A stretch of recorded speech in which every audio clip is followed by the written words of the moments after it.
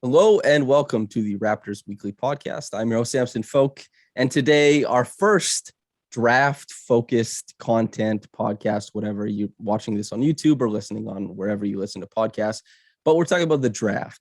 And before we get into it, I'm going to confirm the workouts that I am aware of, so just so you know what the Raptors been up to. So Julian Champagnie, Josh Minott, David Roddy, Isaiah Brockington, Marcus Bingham, Gabe Brown, Trent Frazier, Mohamed Gay, Theo John, and JD Note. Those are the confirmed workouts that I, Samson Folk, am aware of. There's always a possibility that people have been that are missing from that. The Raptors have expressed interest in working out players that haven't come to pass yet. There's all that kind of stuff. So this stuff can ramp up a bunch as we get closer to the draft. But today, to talk with me about it, one of my favorite basketball talkers, speakers, thinkers. I always find him insightful, whether it's about the Raptors or just the draft, the NBA at large, basketball philosophy even. Francis Adu, you may know him from Twitter as Been Thrifty. He is a scout who has recently become available in the public domain, and I snatched him up to talk basketball since that was now an option. Francis, how you doing, man? I'm doing great. I like you, Lila. Yeah, I was. I am a scout officially back in the public domain, tweeting a bunch, like just being a reply guy in as many draft stuff as possible. the last week, it's been just getting. It's been cool to get out the thoughts because the last week, and yeah, I love talking about the draft because it's very eye of the beholder, and I love that there's no real actual like answer you're gonna get from it. Like at the end of the day, you're just going on an educated guess and crossing your fingers that you're right, or you're crossing your fingers actually that proves you wrong, which is always good because a lot of times, I mean, there's no good reason to be overly negative on a prospect because you hate him or anything like that. I always wish that everybody becomes the next LeBron. So yeah, like I'm glad that you invited me onto the podcast. I love this podcast. I love your content in general, in terms of how thoughtful and how always interested you are in finding different angles and different topics to discuss the Raptors and even the NBA beyond. So yeah, it was an easy yes to come. Thanks, man. You are the eye we're beholding because I'm not super into draft stuff. I usually find my way there by talking to guys like you and kind of working my way, talking to scouts, getting info where I can and seeing, okay. And then eventually I get into some film towards the end when I realize I have to do some work on my own about these guys once they are a Raptor maybe. But yes, the eye we're beholding. And so we have a list of guys that you want to talk about. You feel like you have a pretty good beat on. And there's two people that we'll start off with that crossover with who the Raptors have worked out, and that's Julian Champagnie and Josh Minott. So let's start with Julian Champagnie. Let's do the cliff notes of what you think Julian does well, and then we'll kind of get into the more specific stuff, I think. Yeah, so of course, if you are Raptors fans, you know him as the twin brother of Justin. He's like, of course, if you know Justin's size, you could probably just to staple Julian's size and broad dimensions onto him. Although they're interesting twins because you can tell that like Justin, they play differently. Justin is, of course, more known for his like rebounding, his tenacity a little bit, kind of being a little things type player. He kind of it feels like he grew up playing more of a big. While Julian is the one who's like known as the finesse shooter. He especially blew up last year as like a really prolific off the dribble, off movement, catch and shoot shooter.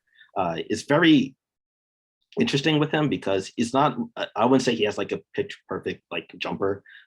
He's kind of just like shoots it left to right a bit. I think he's tried to iron that out a little bit this year, and I think he's still in the process because it feels like his release is more towards the front and it kind of like less shots like go more short, but I think it's like adjustable and it's not a huge problem. I should say though, despite his reputation as a shooter, he's a career 35% shooter from deep as in NCAA. So it's not like you're getting the next like 45% shooter like Joe Harris type off the bat. The real appeal is that he's shown versatility as a pull-up shooter, as a kind of shooter, as a movement shooter, and also the way he shoots, it kind of seems that contests don't really affect him that much, which is extremely valuable.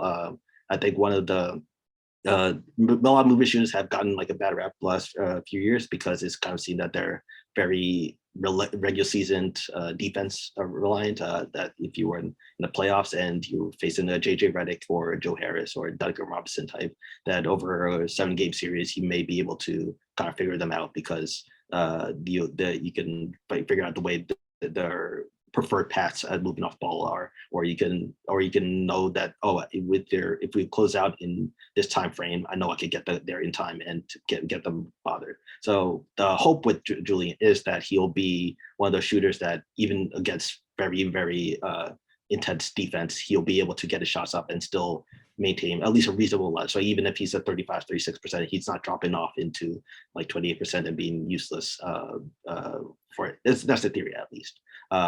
Now, the thing with Julian offensively is he's kind of not notable outside of the shooting right now. Like he has gotten a decent amount of rim attempts, but a lot of it is like ducking in off ball and running in transition. He's tried a good try dribbling like for his own shot a few times. Of course, if it's the right opponent, he could maybe get there lower, like at least get into a closer range shot. But it's a little shake. It's not likely you're going to depend on him to do that. He's mostly there for the shooting purposes.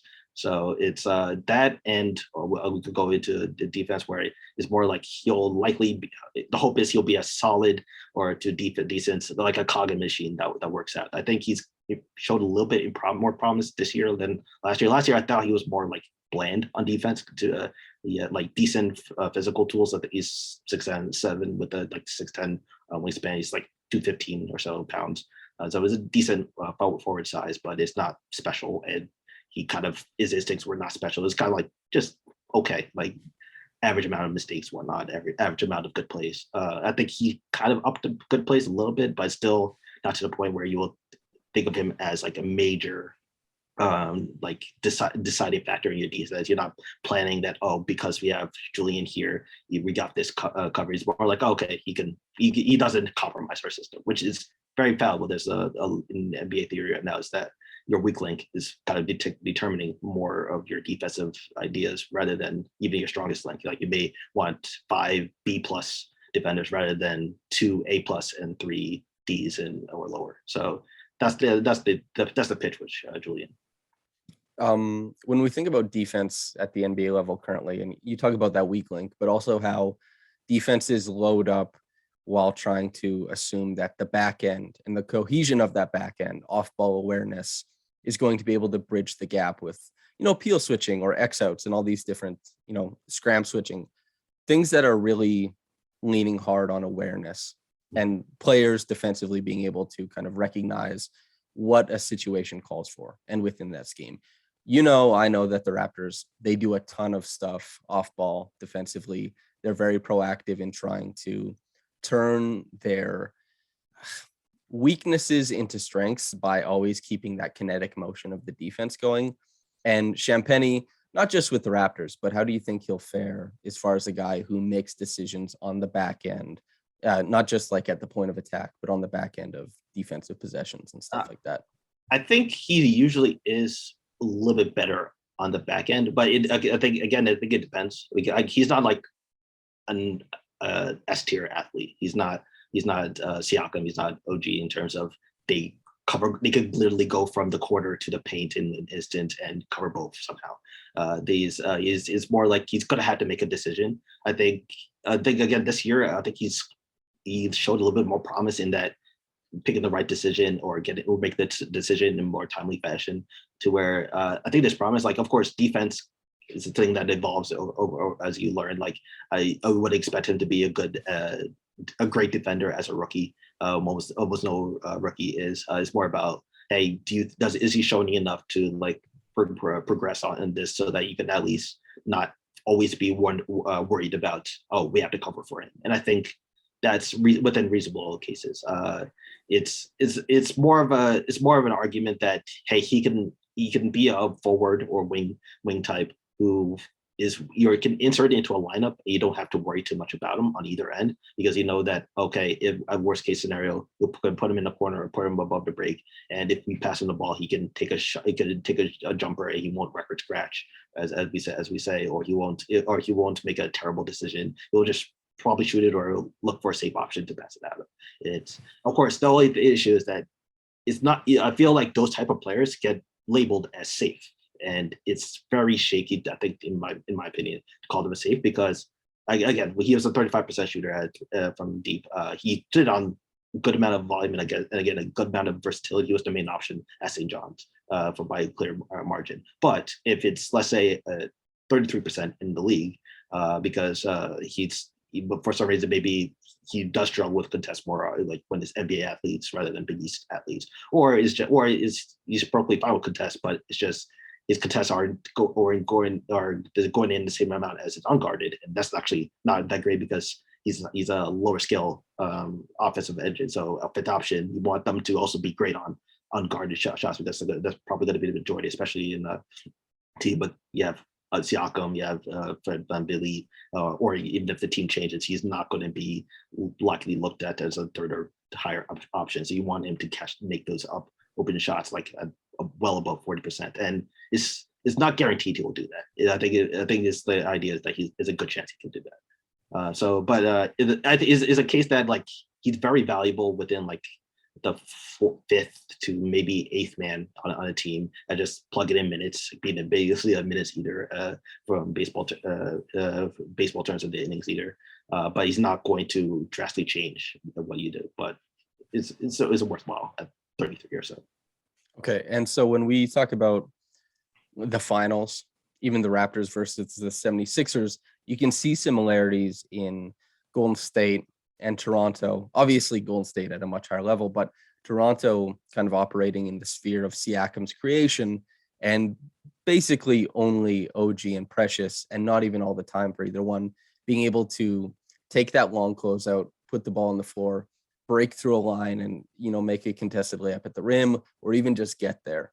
Champagnie, maybe not right now, but is there any expectation that he could be a guy who reads closeouts, puts the ball on the floor, and starts getting to the rim, or starts making advantage decisions, lay downs, spray to the corner, stuff like that? I wouldn't expect advanced parts. I think the most probable way for him to attack closeouts is going to be with taking those 1-2 dribbles inside inside the arc on the especially hard closeout.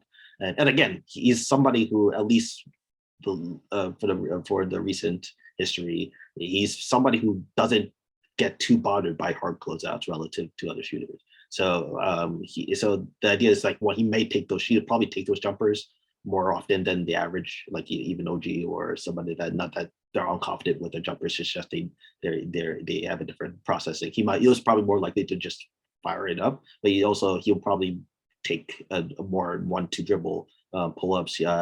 Again, he's willing to get towards the rim. It's not like he's resistant towards the rim. It's just that he's not explosive. His handles, it is limited. He's more likely going to be a straight line, just pounding towards it.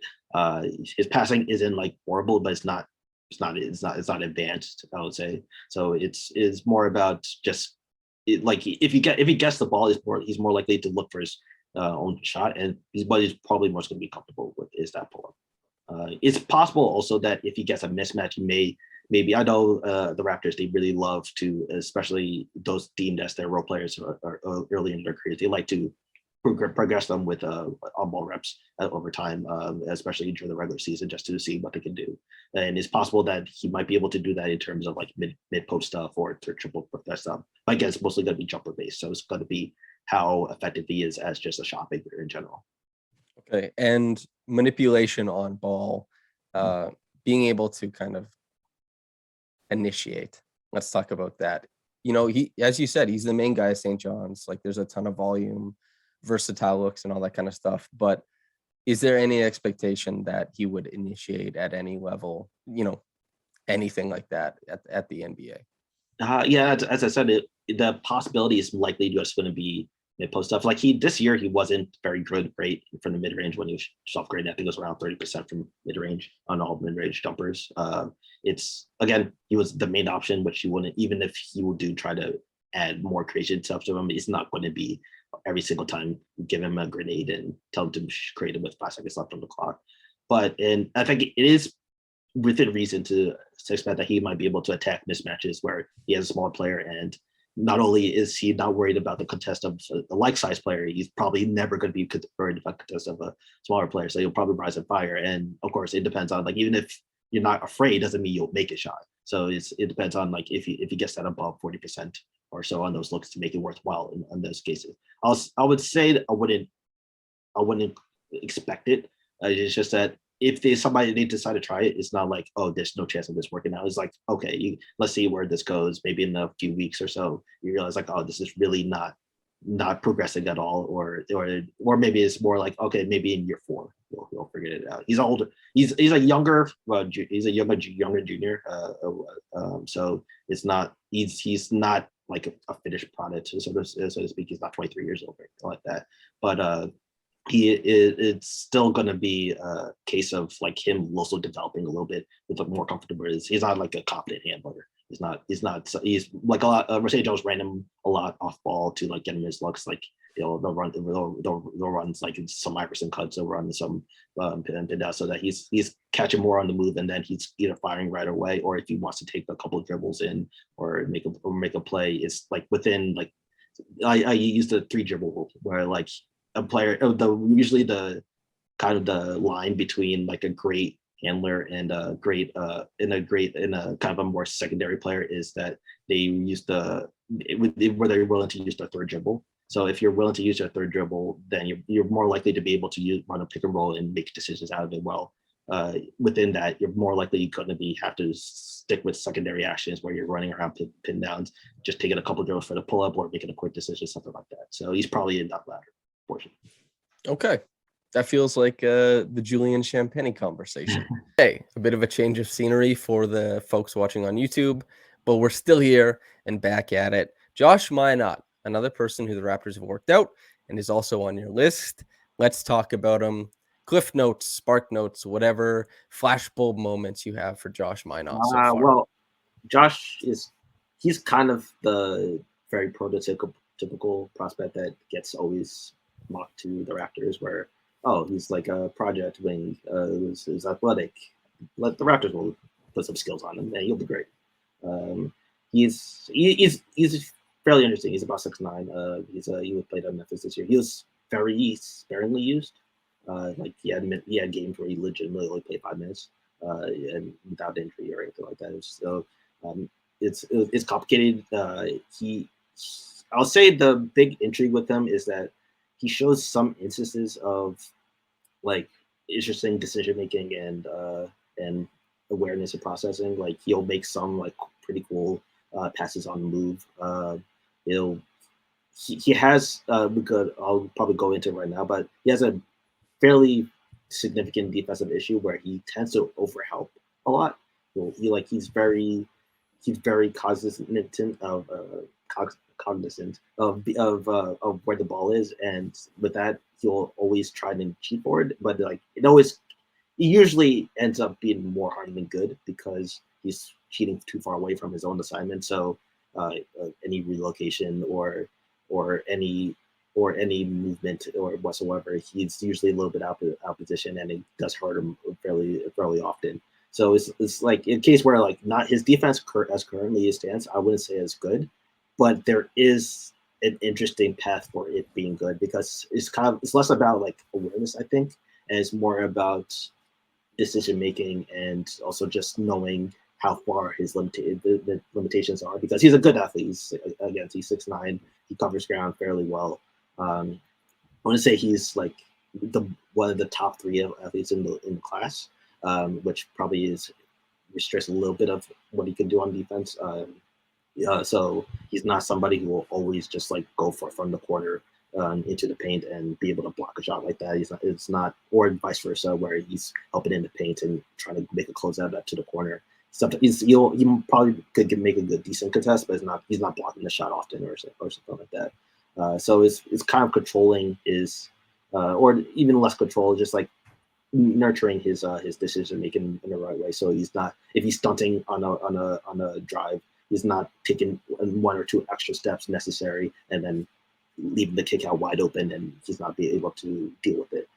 It's more about the margin with that. But I don't want to say that it's a very plausible path. I don't want to say it's trivial though, because a lot of times we do say it's trivial, and it was consistent enough this year and throughout the year. It didn't really improve to the point where it's something that seems to be confirmed part of his habits. So it's kind of hard to break some instincts. I think people kind of overestimate how difficult it is with the off-ball movement and everything. Things that seem trivial, it's not always trivial. Another big bugaboo with him is his jumper. It's not a very pretty looking jumper whatsoever. I know that there's some optimism in the workout season of the draft. There's always going to be some, is that especially if you like a prospect, you're always going to latch on any signs of this might be workable. I think the risk of it is still very hard for me to look at when he's shooting a jumper. He's not. I wouldn't say he's a very confident jumper shooter right now. Although, again, he's young. He's young. You say he was a freshman this year, so it's possible the confidence builds, especially once he gets maybe a bigger role in the team. Again, he was also a bench player. He wasn't expected to be an off. He was kind of before last year, he was kind of treated more as a preseason sleeper prospect, rather if he knew him, he wasn't a huge AAU standout or anything like that. So he was if you know him, you'll have interest in him, but he's not likely to be a one and done. But he's got enough buzz to say that it was worth it for me. So yes, with him it's a lot about, can you fix the jumper so it's workable, because right now I think it is far away. It's not borderline with Champagnie. I was saying you could treat him as a shooter. It's just how great of a shooter. With Minott, you're saying he's a non-shooter right now. It's whether you could get him to passable shooting standards. And then there's some interesting off the dribble stuff, but his handle's not advanced yet or anything like that. It's mostly about his frame and some of his finishing craft, but it's not advanced or anything like that. I wouldn't bet on him being. It'll be a pretty impressive developmental leap for him to be a creator off the dribble or anything like that. But I also know that Toronto, if they do see anything there, they'll explore it. So he's the prototypical. Hey, he's a big wing with tools and maybe some feel to him. Let's see where it goes. Okay, and when we think about the Raptors have papered over skill limitations and kind of exacerbated length productivity with the way that they play. We see this with Chris Boucher, a veteran having by far his best defensive year because they're kind of weaponizing length, right? That movement always being around, it means that the longer you are, the more dangerous you are defensively. This also happened with Delano Banton, who probably on a lot of teams in the NBA maybe wouldn't have even made it up to the league. Maybe he would have just been a G League guy, but with all the runouts, all the activity, and in particular, Pascal and Fred getting doubled so often, there's opportunity for heady cutters, athletic players to just start shooting gaps of their own volition. And Minott, how do you think how he fits in with that? Just trying to weaponize himself, his athleticism, without any of the skill progression, but maybe in the Raptors system. Yeah. So the one thing is that offensively, his best strength is try to weaponize open space. Again, he was not a high usage player, but he does have some instances of noticing the paint's open right now, so let me try and cut aside and probably draw a foul, or maybe he'll get a good layup.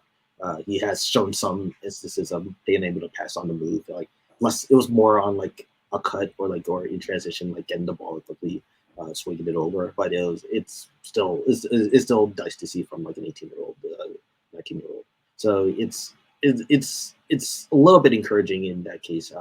Again, it's how much you will ask him in how much is he contributing in those circumstances relative to the cases where it's a more standard half score set and he has to find a way to be a threat without just hoping that the defense is going to double and he's going to be wide open to have all the time in the world to make his decision. He has to sometimes find a threat of, right, if you swing me the ball, I can at least take this jumper. If you're leaving me a sliver of space, I'll be able to drive or like back down my man a little bit. Something that he can do to make the defense respect him, because a lot of times you can get your points without respect in terms of. But is it compromising the defense to where, oh, now the defense is always in rotation, or is the defense always going to say, we'll live with you doing whatever you want? So that'll be the next step for him. But there is, like, I'll say that he has shown flashes of being able to expose the space game. The Stanley Johnson corollary. That's what yeah, that makes sense. Okay. Point of attack defense. How malleable is he in different like screen coverages? Is he effective at poking, prodding? Like, can he reroute guys? Is there anything interesting there? I think like the Memphis switched a decent amount. So he does have. I think he has some like it never felt like, oh, he can definitely stop this type of player. But it also is. I think it was kind of a case where I think it's a to a lesser extent than Jeremy Sohan, who's a lotto pick in this draft in many eyes. I think it's a little bit of a lesser extent, but I think the appeal for him is that you can put him on various different types of players, like some guards. I'll say like 6'4" guards to like 6'10" forwards to / smaller bigs, and it'll always look fairly passable, at least, or decent on it. Like he's a good athlete, but he's not an elite athlete. I would say he's like he's fairly fluid. He's usually a little. The most issues with in terms of like overhelping or anything like that, they're usually a little bit more mitigated on ball because he kind of has to focus of this. There's the ball. I have to keep this in front, but there is cases of him getting blown by, like on the screen, like where his sips are just a little bit too slow for a certain guard, or maybe there's also sometimes where he will like miscommunicate a little bit on the screen and cover. So I don't think him always being guarding a pick and roll on the ball where unless you're just going to be cleanly switching every single time, which again is probable. That's why it is more possible again with a team with the Raptors than most other teams, but it's not always. It's probably not always going to be what you want. It's more about like, oh, if there's 5 seconds left on the clock and you haven't switched on a smaller guard, you're not panicking. You're not saying, okay, put 3 at the nail and we're just trapping it again and then ball out that hits pronto. You're saying that, okay, we may just funnel it at worst into the defense, or I know that you will be able to get a good contest on this pull up at least, or something like that. And usually it's just like not always. You're not going to say, hey, chase around Trae Young the whole game. That's not what you're going to be asking. Yeah, the Raptors shouldn't need that. But I don't think it's going to be in the skill set or something like that. It's more about the versatility. I think that was kind of the Champagnie sell as well, in that he's more about like he doesn't compromise the defense, at least within that aspect. He may in other aspects again if he doesn't help fix his overhelping, but not in that aspect. Okay, Kendall Brown. What is the pitch to Raptors fans on why they should like Kendall Brown on the Raptors? So Kendall Brown is like it's like if you take a very broad view, it's kind of the Minott idea as well. It's just that they I think there is different degrees into it. So with Kendall Brown, he is in some respects that S tier athlete.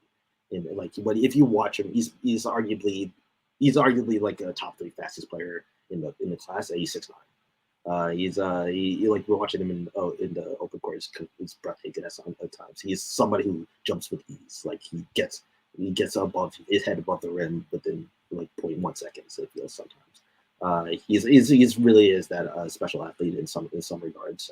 Not every regard. He does have some balance issues, I think, but in enough regards to really be intrigued with it. And that's what the intrigue was. He was considered like a lot of pick for many at the start of the year. Now his issue is kind of rounding those basketball skills, kind of with Josh, but in a little bit different way. So he has the on defense, which was kind of his main calling card, especially in high school. He's a guy who has accrued a decent amount, like the famed stocks, the steals and blocks.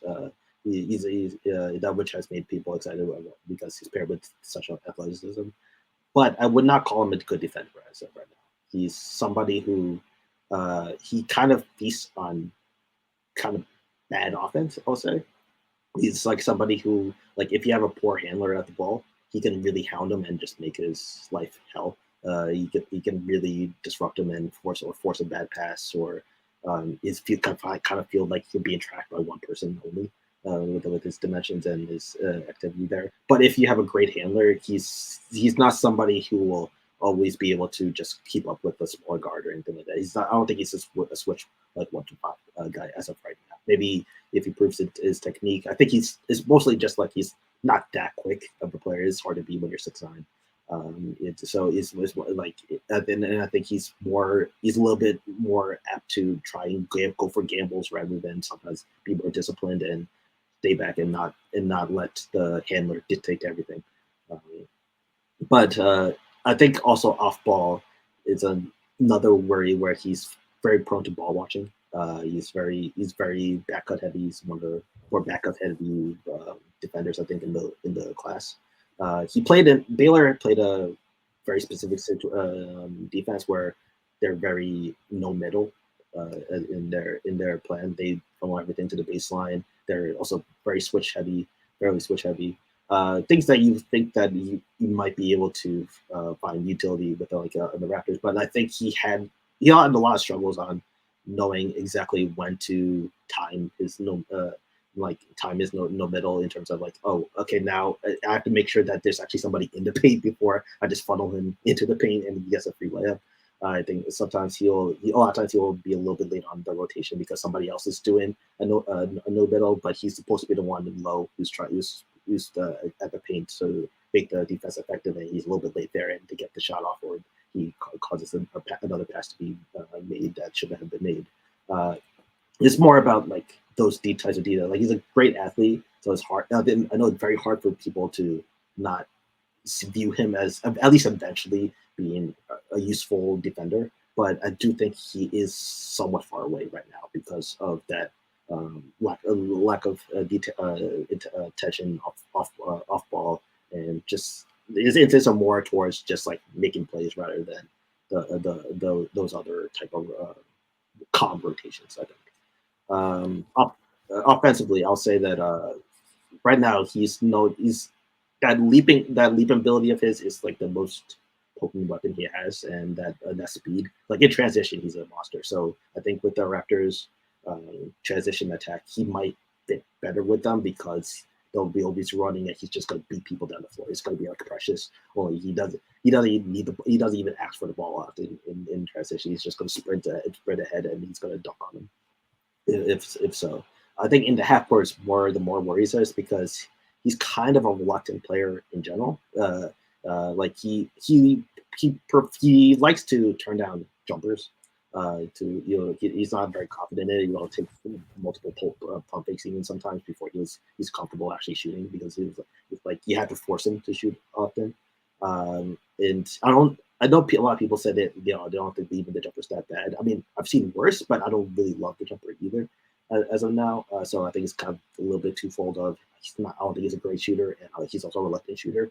So it's going to be a lot of progress in that end, and I think he's known for his cutting. I think he is very good at being aggressive as a cutter. It's like he's self-aware of his shooting limitations, but I also think that he kind of overdoes it in a way where like it kind of mucks space in, because if you're always looking for a cut, sometimes a cut is not the right thing to do. And I think we always tell people cut. It's like part of the reason why people don't cut it is because it has to be specific. Otherwise, you're mucking up space on a drive or a post action. Or somebody else is trying to cut and they have a better cutting angle than you do, and you're messing up for them. So I just think that I think Baylor gave a lot of free reign to their off-ball players to like cut, set, and try and call for screens if they want an exit or another type of flare or pin down.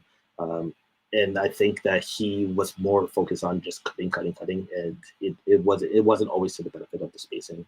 But if he does get the ball and some space to rise around the rim, he is really dangerous. The only thing is he's also reluctant to finish over like traffic, I think, which is my most pertinent issue, is that he's somebody who profiles as a great athlete. He was like really fantastic from the field this year. But I think a lot of the reason why he was so efficient this year is because he turned down a lot of possible shots, because he's a good passer. He's really good at looking for passes and kickouts into the top of the key. He'll even make it to the other side of the other corner at times and he could do it on the move, which is impressive.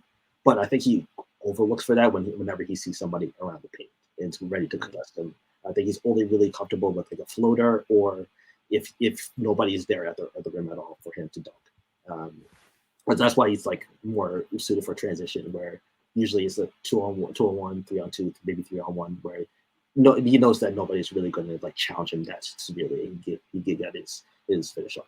So it's a very specific way to use him, I think, right now, and he's far enough in other skills that it's a little shaky. But he is that level of athlete where you may say, just take the chance anyway that you can get something. Because if he does like get a handle, or he grows confidence in his scoring ability, it's possible that there'll be many moments where there's nothing the defense can do. He's just rising over everybody. My one question regarding the way you've laid out his game is that the Raptors brought in 4 guys last season: Scotty, Champagnie, Banton, and David Johnson. Johnson didn't really have a presence on the team, but of the other 3, they all registered as 90th percentile and above as far as offensive rebounders at their position or archetype. And when we think of Brown, is that something he might be uniquely gifted at, as the Raptors continue to try and jerry-rig their way to like winning the possession battle? I think if you instruct him that, hey, crash the boards every single play, he's somebody who could be really good at grabbing. And he might not be like somebody who will, like, part of the benefits of offensive rebounding is also that you usually get the ball closer to the rim, so like a putback is a decent shot at that moment, or if you're passing out, the defense is scrambled and you get a good look that way.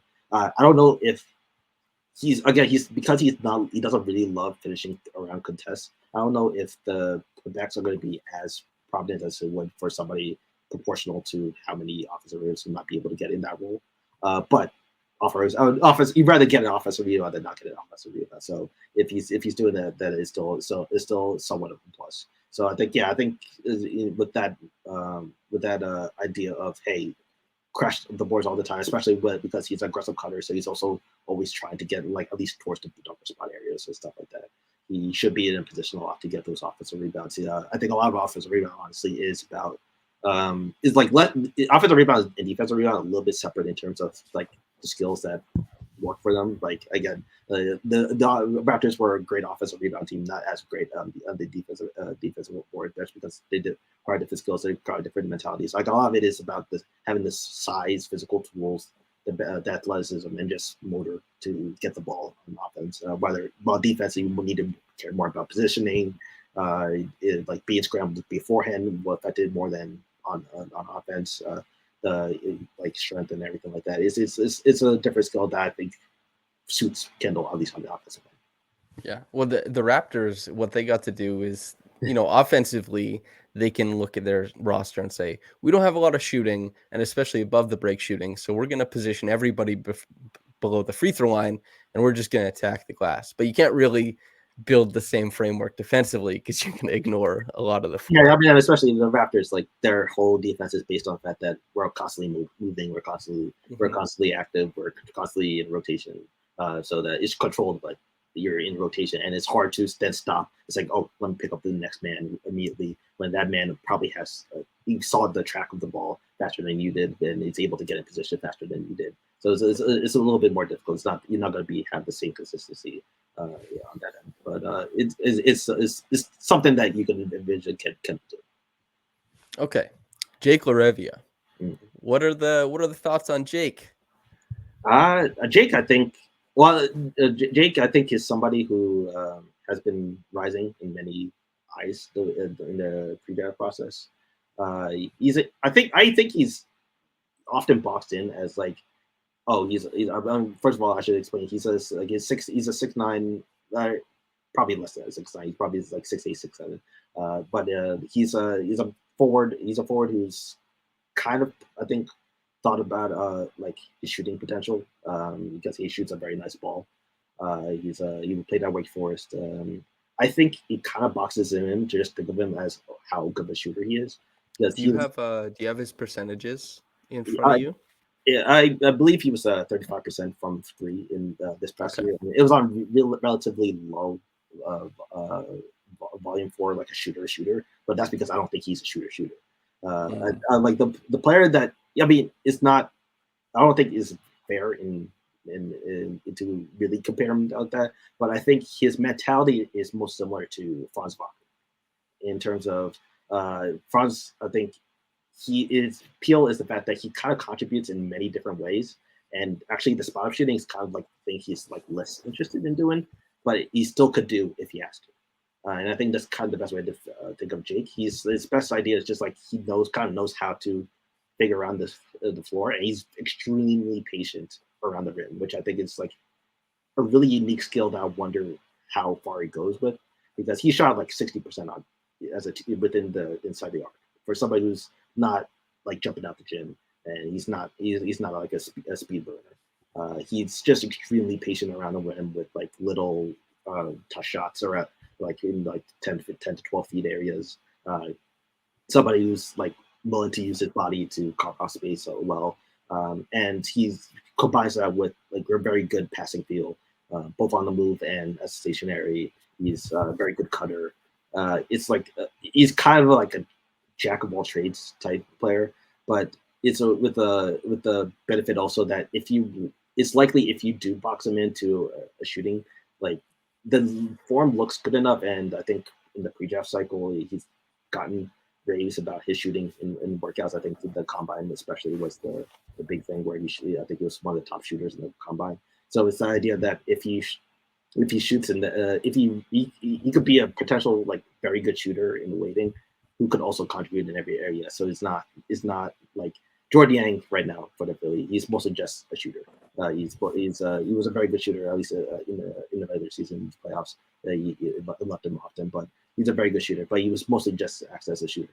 The ideal hope is that Jay could be primarily a shooter, but if you need him to, hey, there's a mismatch on you, they put a guard on you to try and take away another part of the offense. We'll put you in the post a little bit, and you try to hammer that up for a couple of possessions and say tell them no, that's a bad idea. Or if you double on the top of the key, he's somebody who will cut into the space pretty easily. I think he could argue he's the best cutter in the class. Okay, so he would also kind of cut to pull guys away, like he's cutting not just for his own offense, but to manipulate the defense for like the corner and stuff like that. Yes, and he's kind of somebody who's very thoughtful on how he plays offense. You can tell that he's always thinking, and he's kind of weighing the cost benefit of should I do this and should I do that. And usually he's making a very good decision from that. I think he's very interesting even as like a short roll threat, where somebody is I think he's with the level of touch he's kind of shown in that paint area. I think it makes it viable that if you put him in short roll, he can not only make a decision in terms of passing and whatnot, but he can drive into that space. He's not an advanced handler or anything like that. He's not crossing anybody over, but he is comfortable like taking a couple of dribbles into his spots and firing or making a decision out of that. So I think that all combines into a very unique player, and I'm kind of crossing my fingers that the NBA team views him that way and doesn't just say, hey, just be a shooter, because that's the easiest way for the offense to use it, is just be a shooter. Of the guys we've discussed so far, would you say that Jake is the most, I guess, unique offensively, and does he have the most upside offensively so far? I think so. Yes, I think so. It's depending on the level of shooting, because there's some projection with the jumper, even though it looks like it's like one of those jumpers that's like, oh, that should go in. Like, it's a little bit slow, so it's not like it's possible that he doesn't really get to like 10 threes per 100 possessions, which is like the top 50 of the league level. It's more maybe it's a little bit more needed. But if you're having him do other things, I don't think it's a problem. It might be a problem if you box him in as just a shooter, and he's also just shooting like 36%, and so it's like you don't ask him to use the full capabilities of his skill, and he's the one skill you're doing he's only okay at, and then that's when you probably get like, oh, can I replace this with somebody else? And that's the worry, is that if and for all purposes, you should also say that it's possible that his extraneous skills besides the shooting doesn't fully translate, because he's not such an athlete that he's overwhelming. Like it's possible that he's a great cutter, but if he gets the ball around the rim, the level of NBA athlete does make his finishing harder, and that 2-point percentage drops precipitously. I don't think so, because I think the way he's like patient around the rim, like it'll at least be decent. I think like it probably won't be 60% within the 2 feet within the arc, but it should be like reasonable. I think he also played in ACC competition. He transferred from Indiana State to the Wake Forest, and he was extremely productive in the ACC. I think ACC level competition is a good enough gauge for at least reasonable NBA advice. Of course, it's not the same, but it's reasonable as reasonable you put it. Okay, and when we think about a shooter in the NBA today, this isn't Shane Battier's corner 3-point shooting NBA. This is, you'd watch the finals right now and see you get run off the line into a bit of space. You either take advantage of that space or you reset the offense if you're kind of a limited player, not one of the stars. And shooters more than ever are being asked to expand after the catch. And what do you make of his ability to expand after the catch? Yeah, so I think one, he's somebody who will definitely, I trust making a decision if he's driving on a closeout. Like I think he will be able to again pass on the move or get it towards the rim to get a decent look.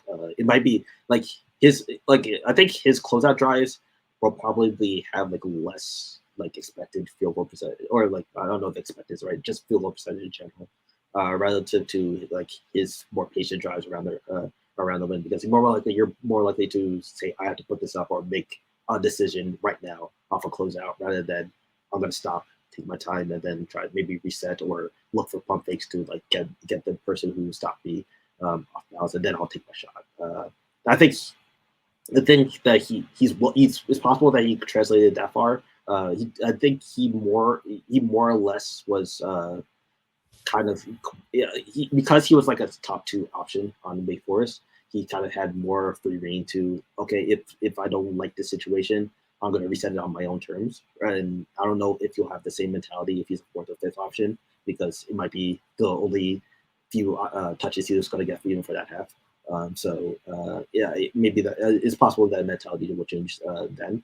So that's why I don't want to guarantee he'll be a great closeout finisher. But I do trust him overall with his decision making, that even if it's not like the best finisher or anything like that, he'll pay passes on the move. I think he'll have some capability with the 1-2 dribble pull up. He's not going to be isolating into the pull up at all. I don't think so. But I think 1-2 pull up is something he'll be able to do. And I think even in terms of off the catch, he's able to like go into other actions. I think with it, I think he'll be able to make, like, if you run, he gets the ball off the catch, he finds a closeout running, but he knows his teammate is coming in for a screening opportunity. He'll be able to run like that quick pick and roll and do something with that. Again, it's limited because he's not an advanced handler, so it's not like you're having like you're not scaling him up to too much usage or anything like that. But I think if you're creative enough, like I think one thing about him is you have to think creatively with him, because he could do a lot of things. So I think if you're creative enough, he's more capable than his current pitch. I tell you what, Nick Nurse is not very creative in the way he runs offense. But this sounds like the most intriguing offensive prospect by far. But yeah, using a guy like the Raptors already have these like intriguing offensive options, and those, it's just like isolate, post up, or die. Yes. Yeah. And so, yeah, I wonder about how he would be used then. Yeah, especially if like the Raptors have been really lazy in the way that they use shooters. So the sell you're giving right now is really great. Yeah. But also I'm wondering, like, how would Nick Nurse use this guy? And that makes me think to the defensive side of the floor. What is his utility there? So I think he's actually undersold on defense as well. I don't know if undersold is the right word, but I think he's kind of labeled as smart off ball, like he knows where to be off ball, slow on ball. He's a liability on ball. I think it's more nuanced than that. I think he's actually rather good, like navigating screens and just like if he's like on the move while following in action, I think he keeps up rather really well. I think he's kind of labeled as like you can't switch with him, and I kind of disagree. I think that a switch scheme might actually be one of the better ways to use him because of if you think of it as like, let's say you're guarding a Chicago action and you're switching everything. I think that's something like he's not gonna fall behind like early in the action just because they're doing multiple things. Like he's as long as he keeps moving. I think what happens is he can kind of start flat-footed when he's on ball. So what happens, like if you have a player who's like really bursty, like the first step is just lightning, then he needs the steps to recover. He's like really good technically with his footwork in terms of like opening his hips at the right times and taking the necessary retreat steps to keep up with on ball. So, but you could only use that if you're not having to make up all that ground with the first step. So it's possible like a John Moran. I mean, nobody really stays in front of John Moran. Like it'll take Van Vliet some time to stick with him. But if you're guarding him, if he's guarding somebody with that level of burst, yeah, you'll have some trouble there. But I think in terms of keeping up with an action switching, it's encouraging. I think there's more. His issues physically are more about he's not very long. He's like I think 6'9", maybe 6'8" wingspan or so. He's a sort of more like average wing, like guard wing type rather than a true big forward or center even. So he's like good. He's somebody I call very mentally engaged, where he's very cognizant of the rotations he should be making. He's a good communicator. He's aware of what everybody should be doing. Pretty often, it's just that he has limits on his capabilities affecting like shots because he's not going to have the wingspan to really just like erase a shot at the rim. He's more about I'm to the spot. Hopefully, me being at the spot will deny you or discourage you, or at worst, you're going into my chest, and that's the one that's going to stop you because he's fairly built. I'm assuming he's going to play like close to like 225, 230 in the league. So it's more about for me the wingspan. And if he's like maybe in a true isolation situation where they're just like backing up from the runway from the logo and just going, then maybe, but even that, and that if he's given enough space, I think like he can prepare his steps to like control it. I guess it's more about like the first instant, like I'm lulling you to sleep and then I'm going. Then he might have trouble covering it. But I think he recovers fairly well in terms of his feet. So I think he's undersold as a defender. I think he's more versatile than he's given credit for. Hell yeah. Okay. We're going to talk about Peyton Watson, but before we do so, there's an ad. So feel free, person listening, to do your thing. Okay. You want to get to the top of your game? Jack Health at www.jack.health is an online service for men's health that handles the doctor's appointment, the prescription, and the shipping, which, by the way, is free. All you need to do is stay home and relax. They've got stuff for sexual health, daily health, hair and skin, you name it. Order what you want, fill out some questions, and get it shipped straight to you. Skip having to lay out all your medical information in the clinic waiting room and keep your private business private. Free shipping and easy prescriptions. Boost your game and do it all from the privacy of your own home at www.jack.health. Okay, we're going to talk about Peyton Watson now. So, Peyton Watson, what's the quick sell? And then we'll get into the more peripheral stuff. Yeah. So Peyton is interesting because he's probably going to be the most eye of the beholder prospect we cover. He was a 5-star prospect going into UCLA. He's preseason, like many people had him top 5, maybe even the top 3 or so. He's not me. you were wise beyond your years. So okay, you didn't pay attention. He's kind of like has the tools of somebody you would expect to be a top 5 level wing, where he's extremely long. He's like 6'7". He's a really good muscle. Yeah, it looks like he's going to build out. He's like, of course, he has the freshman body in terms of like more like 200 rather than 215. But you could see him getting that 215 going on. I think the issue with him is that he had a really bad year.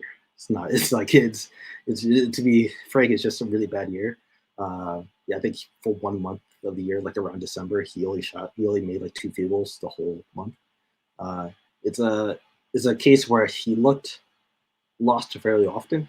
Like now, in his fairness, UCLA, they kind of we're going to run these actions to get mismatches for our best players, which were Jaime Jaquez and Johnny Juzang, I guess Jules Bernard also. So 3 fairly. It was kind of ISO heavy. It was they were upperclassmen, of course, so they always got the seniority of it. So a lot of his looks, if he does get it, was kind of within that offense where, we're trying to get you a mismatch or get you in isolation where you just go against this guy. So it wasn't the best for him in terms of, hey, if you're not ready to just always dominate one matchup, how do you fit into this offense? But it still was a pretty bad goals. I think he shot like 37% at the rim for the whole year, which is not great. Precious. I mean, that might be a little bit too harsh even for Precious. But yeah, it was a case where like even in transition, it was hard for like it's weird because it feels like he has really great creation tools in terms of like having some shiftiness, having like he gets rather low to the ground off drives. You can kind of you can see where like on the right play, he's nice. He's taking like a couple of dribbles to kind of get his man off balance, and he'll rise for a good pull up. I think the mid-range pull-ups were kind of the most consistent flash he showed in terms of comfort level. But a lot of times it also was a little baby deerish, where it feels like he has the right tools, but he doesn't know how to use them. Where he'll like misstep and he'll kind of get himself off balance, or he doesn't know the right dribble pattern to get his man off ball, and he's losing the ball a little bit, or he has to kind of pick up the ball and look for something else. It was a little bit disjointed, and I think it's been like that since high school. It's just that it didn't really progress how people wanted it to, because it like even progressed it at all to that point of like, hey, in high school he had those games where like he flashed that hey he could kind of do these advanced dribble moves, but it was always flashes, and it never really became farther than flashes. And right now it's kind of it's kind of an open box, whether you want to bet further that hey it was just a bad year, a year of stagnation, but development is not linear. It's just because he wasn't able to figure it out this year doesn't mean he won't be able to figure it out next year, and especially in a as touted developmental environment as the Toronto system is. Maybe it accelerates it and makes up for lost ground in that case. But I think it will be dishonest to say it's not far away right now. So, do you have any examples of guys? Now you don't have to have them, but guys who really, really underwhelmed for their year in college after being like blue chip prospects, and then actually, found themselves again at the NBA level. Is there anyone that comes to mind? I think you can maybe argue that Jaden McDaniels at Minnesota. Oh yeah, was that case. I mean, he was a little bit different. He was a little bit different because he went to Washington, a place that actually I think Washington and I guess Kentucky are kind of like possibly the two schools where it's most common for their blue chip prospects to kind of underwhelm and then find their footing a little bit more in the league. But he was at Washington. He played in a system where he was kind of like their main point guard got injured early in the year, so he was asked to do a lot off the dribble. And you could also tell like he liked doing more things off the dribble. He kind of saw himself as more of a creator. and it was very inefficient, and it didn't go great for him. And he also on defense, he don't play a zone heavily. Now I thought he actually looked encouraging in the zone, and also like a few flashes he was out of the zone, but it's still a zone predominant, like 90% of the time he's playing in his zone. It's a fairly easy read zone. So although I think he did kind of deviate from the standards of the zone to do more advanced things, but it was hard to really say, hey, based off this sample, I know for certain what he could do in the NBA. And then he found out that, I could be this defensive specialist who's rather versatile on point of attack and can also cover ground really, really well. And on offense, I am willing to restrict play, get into more of a catch and shoot role, and at least for now, be more patient and maybe dabble over roles, explore more on off the dribble stuff. But he's mostly a 3-and-D. Now, first a hallowed word, something that everybody was looking for. Now, a more cursed word because nobody wants just a 3-D player or is scared of them at least. But I think he's been a rather solid version of that. I think if Peyton, if he's going to succeed in the NBA, he most likely will be in that mold at first, and then it'll be like we'll progress half from there. Right now, I don't think of him as a strong shooter, but I do. That's with the caveat. He does have his impressive, as I said, like mid-range pull-ups were his most impressive parts of his games in terms of flashes, at least in terms of him like consistently getting to spots or something like that. So it's possible that he does progress as a shooter and he's fairly functioning in the 3D world. Another one is Nasir Little, who I don't know if it's fair to say is firmly established, but he's looked better. At least he looks like somebody you want to invest as an NBA player with in terms of what he's on Portland. He's shooting better. He found his footing in terms of being more of a complementary way. It's like most of these type of players is less that they were bound for superstardom, they have a bad year, and now they're going back to superstardom. It's more like the bad year kind of showed that maybe their creation tools were maybe a little bit overstated, but doesn't mean that they're cut off from contributing in more subtle ways. Okay, so my question is, and a quick shout out to our mutual pal, Mike De La Rosa, but he had that clip where he was playing basketball with those, I guess, pseudo-famous TikTok people, and he gets into his combo really quickly, like off the catch into a combo. And as you're talking about, it's like not finding these correct dribble patterns, and every second, it doesn't matter at the high school level, really. If you take an extra dribble to kind of like, okay, now I'm getting into my combo or whatever. But are you expecting Peyton at the next level to lose the record scratch, to make sure that like these combos from catch to combo, it's seamless and he's more determined and more, I guess, decisive in what he's doing so that he can weaponize like these outlier skills as far as handle, as far as pull up and all that kind of stuff? Yeah, I think if an NBA team will likely tell him to simplify. Like in terms of, hey, if you want to again be decisive, but like decisive in terms of you're just only going to take one or two dribbles and then make a decision. Like, don't see if we're not going to be, for our purposes for our office, at least for the next 3 years, we're likely not going to ask you to size up your man. You're going to be attacking, and you could maybe take a mid-range pull up, but at least do it within one or two dribbles, and you go. Or more likely you're going to be taking a jumper. Now, part of it is also that he does need the finishing to improve. Like his finishing process was rather bad. Like he was very, for somebody who has good athleticism, he played under the rim fairly often. Like I think his gathers were rather bad. Like he lost balance often. It also felt like he was going to blow a tire sometimes. From the shoe. And that hurts because like, if you can't even make hay as a cutter, like cuts are usually the most efficient place you can score off of, and if that's only like an average half court possession of value, then it's not going to be worth it even for that. And it's like, what could we really do? Again, he does have some physical tools, so it might be more about training on how to finish and everything like that. But again, like it's kind of your tolerance level for saying, hey, we had to trade this and this, but he has shown physical abilities to do this if we do trade it. So it's like how much should he project that he will actually learn this versus like saying that, oh, just because he has the physical abilities, maybe he just doesn't click into his mental process.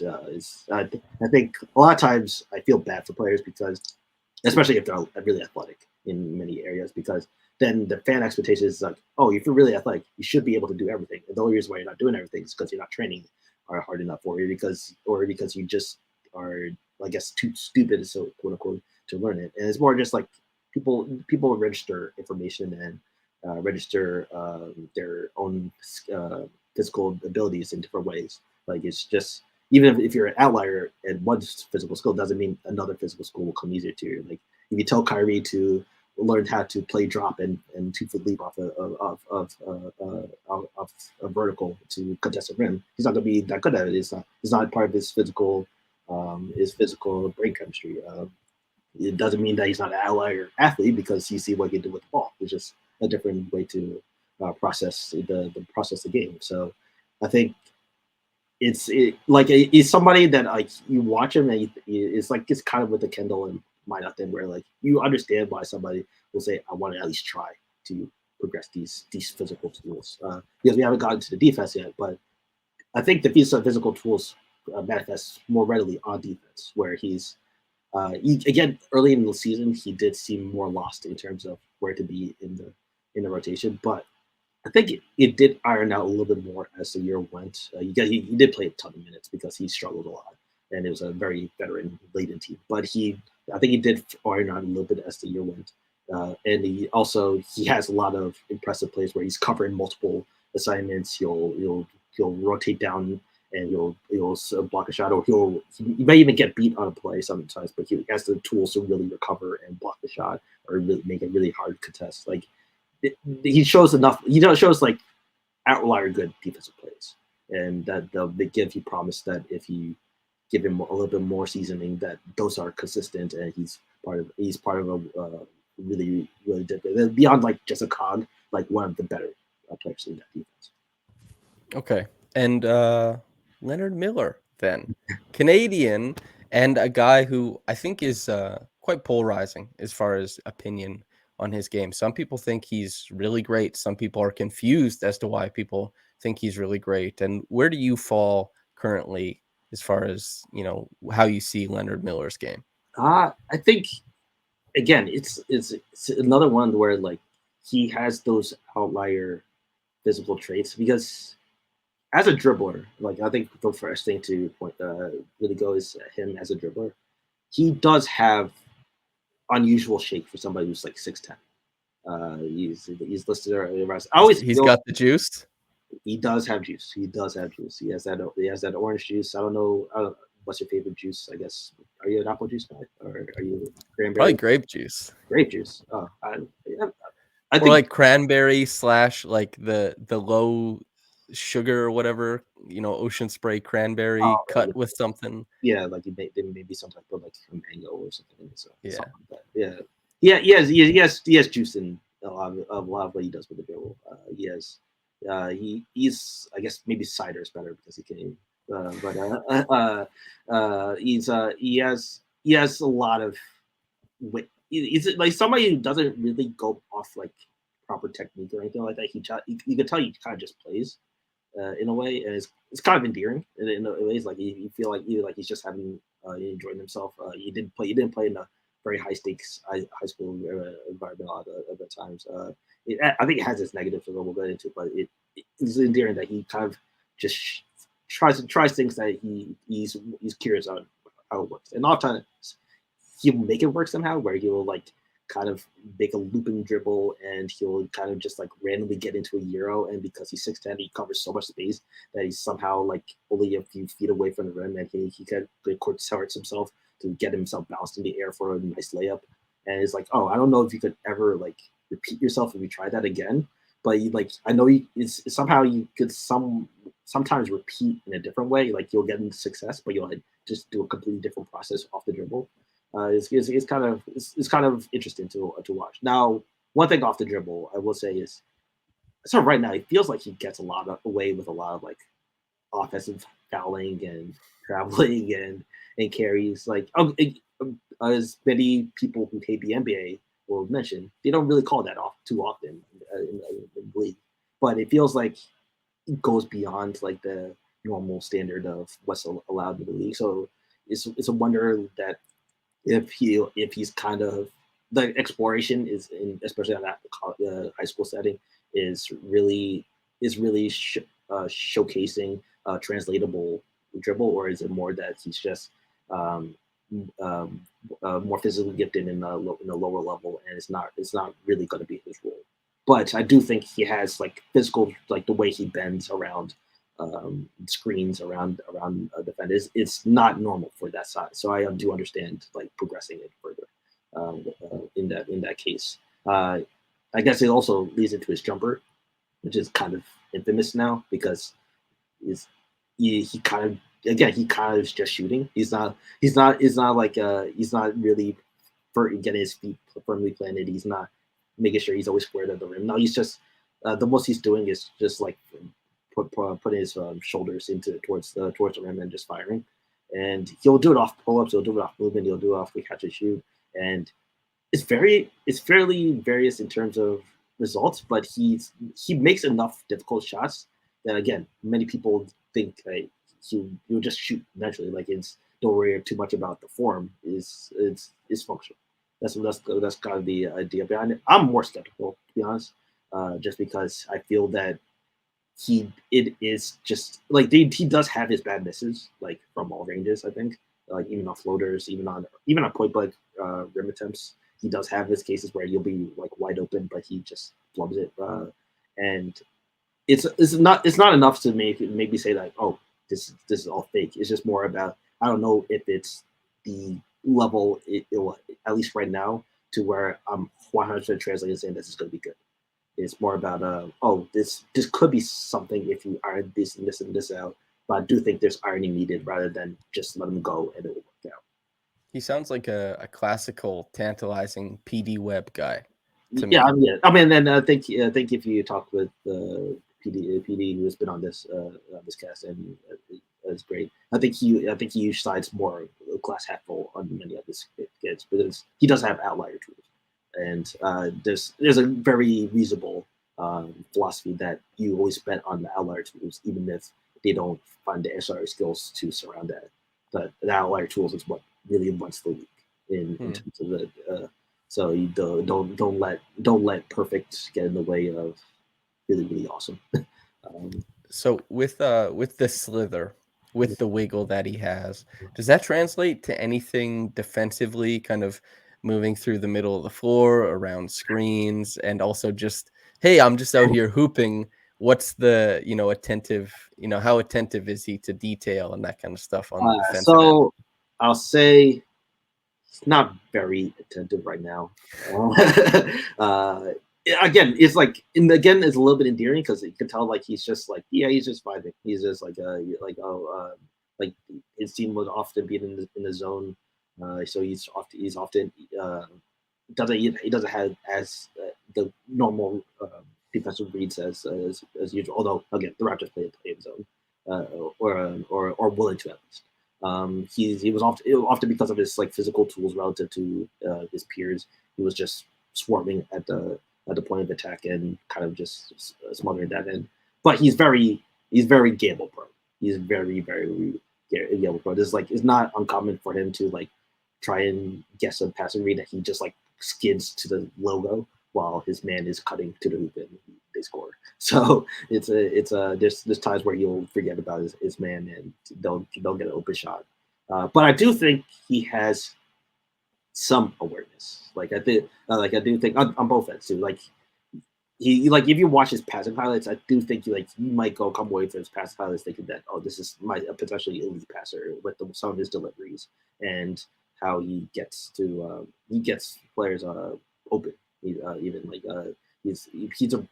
legitimate 6'10" running pick and roll in high school, and he's finding the roller.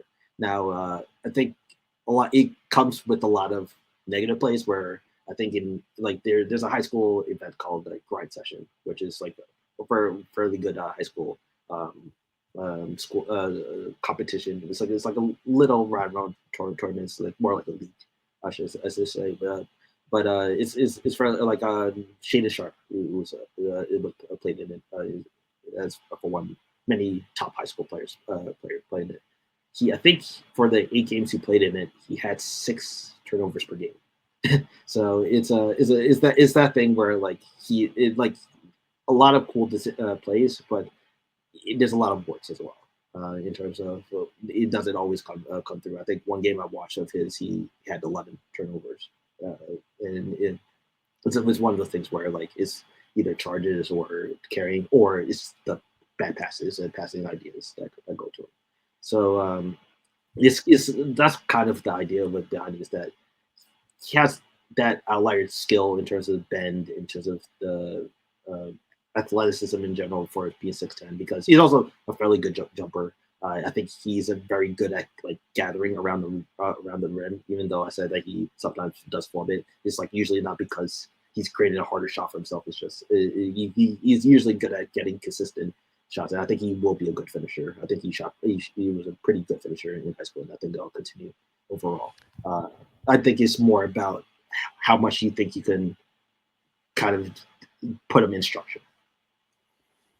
I've always been very interested in the how much of a carry can you get away with, as somebody who doesn't really, and was always, when I started playing against like college level guys and like scrimmages or like at ID camps, and the carries, you're like, man, and those guys were always they're so good, and you realize how much the carry adds, and it's like you almost want to start teaching kids like get away with as much as you can, because they might not call it, and you can just shake a guy out of his boots if you really lean into the carry stuff. So yeah, I would be really interested to see how the handle translates to the NBA, given how much he tries to get away with, and the offensive fouls too.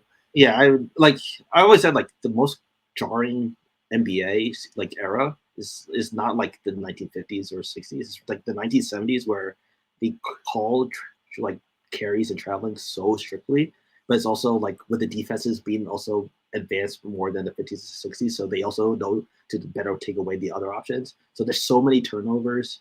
There's so many like busted plays. Like I think they were scoring like 90 per 100 around like 1975. It's very jarring to watch a league where they're strictly calling the carries and strictly call the carry traveling, and you can't really dribble too much. It's more about passing and moving and whatnot. It's a very different way to play basketball. So the Bill Walton's NBA. Yeah, a lot of people to carry does.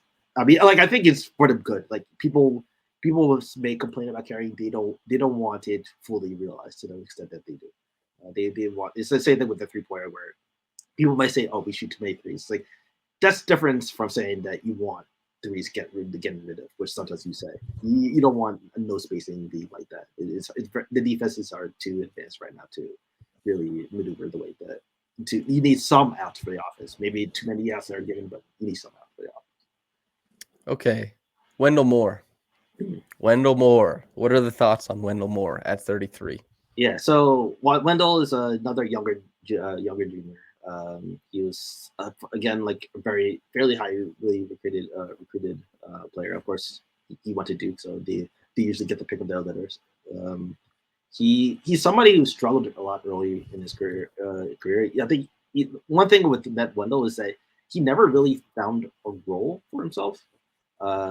It was like in high school, it was like, oh, I don't really know what he'll be, but he's like 6'4" with like a near 7 foot wingspan, if not 7 foot outside. All right, he's like 220. He's built, and he just makes good plays sometimes.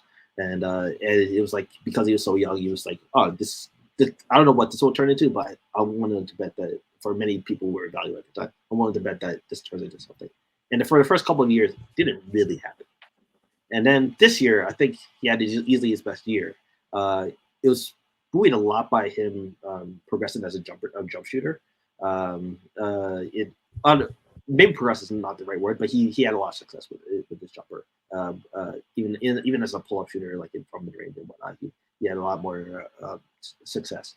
And he kind of showed the glimpse of him maybe being like a secondary ball handler or a creator, where he'll he'll not be asked for too much. He'll be like a third option, maybe fourth option, but he'll get the ball. He'll maybe run a quick pick and roll. He gets downhill decently. He'll maybe he's a pretty good finisher around the rim. Excuse me. He's somebody who kind of has the idea is that he doesn't have real holes so that he could kind of just contribute as he gets into the offense. So somebody who will find a way to just fit in and find things to happen. Now there's a downside to that, which is that you kind of, I think, to be that type of player, you really need to be like, if like assuming that one of your skills doesn't progress to truly stand out, you need one of those. You need all those skills to at least be NBA dangerous at all times. You can't have one major hole. Always your defense will adjust to it and tell you to and try and push you to always be in the situations where that's the only option. So I think it's a case where, like, if he doesn't shoot, then always different, because then they're always playing off him, and then he can't contribute around the rim. He's always making bailout passes, and it's hard to function as an offensive player at that end. Same thing if he is driving is harder than it looks. And I think his handle is fairly limited. I think he ran some pick and roll, but I think very frequently, like 75% of the time, it was a case where, like, if he'll run it, and if there's not an obvious option, you'll have to kind of pick it up and reset. It's not like he's probing for more. He's kind of limited to what the defense gives him, and if he can't really take much more from it. I think it's kind of a case where he really needs the jumper to be more legitimate.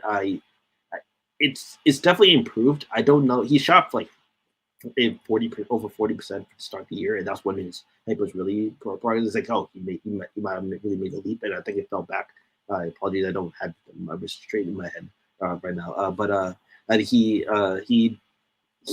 needs to kind of to be able to at least make that as a regular part of his offense, just making every catch and shoot and being aggressive with it. Don't always look at, because I think he does prefer dribbling a little bit more than he does just firing. Right? He's not like the Marcus Smart mentality, but he'll always fire it no matter how he's shooting that particular game.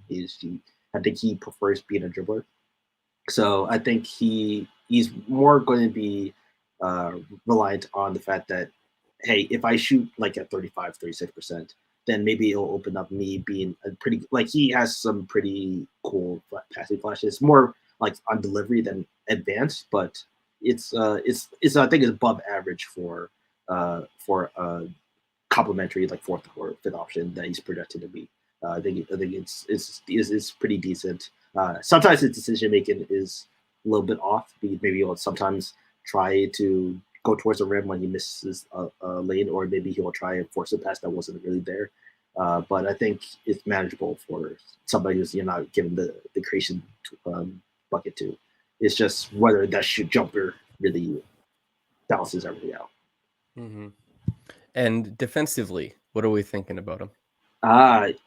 Now, defense is hard because Duke was kind of a mess on defense this year, to be blunt. Almost every perimeter defender and major perimeter defender there was rather bad in some way. Not the same ways, but in some way. Him, I think I'm more pessimistic. He has this very strong build, so he's going to be projected as somebody who may be able to guard more of the power wings in the league. He's long. He's not very tall. He's like 6'4" or so, but he's I think he's long enough to kind of make up for that. One thing is, though, I don't think he's that quick. So I don't think he's that positionally versatile. I don't really find him comfortable on guards that often. And I also don't really like his off-ball defense. He kind of just missed a lot of, like, tags on the roller. He'll miss some X outs. He will miss you'll just like not rotate into the paint sometimes.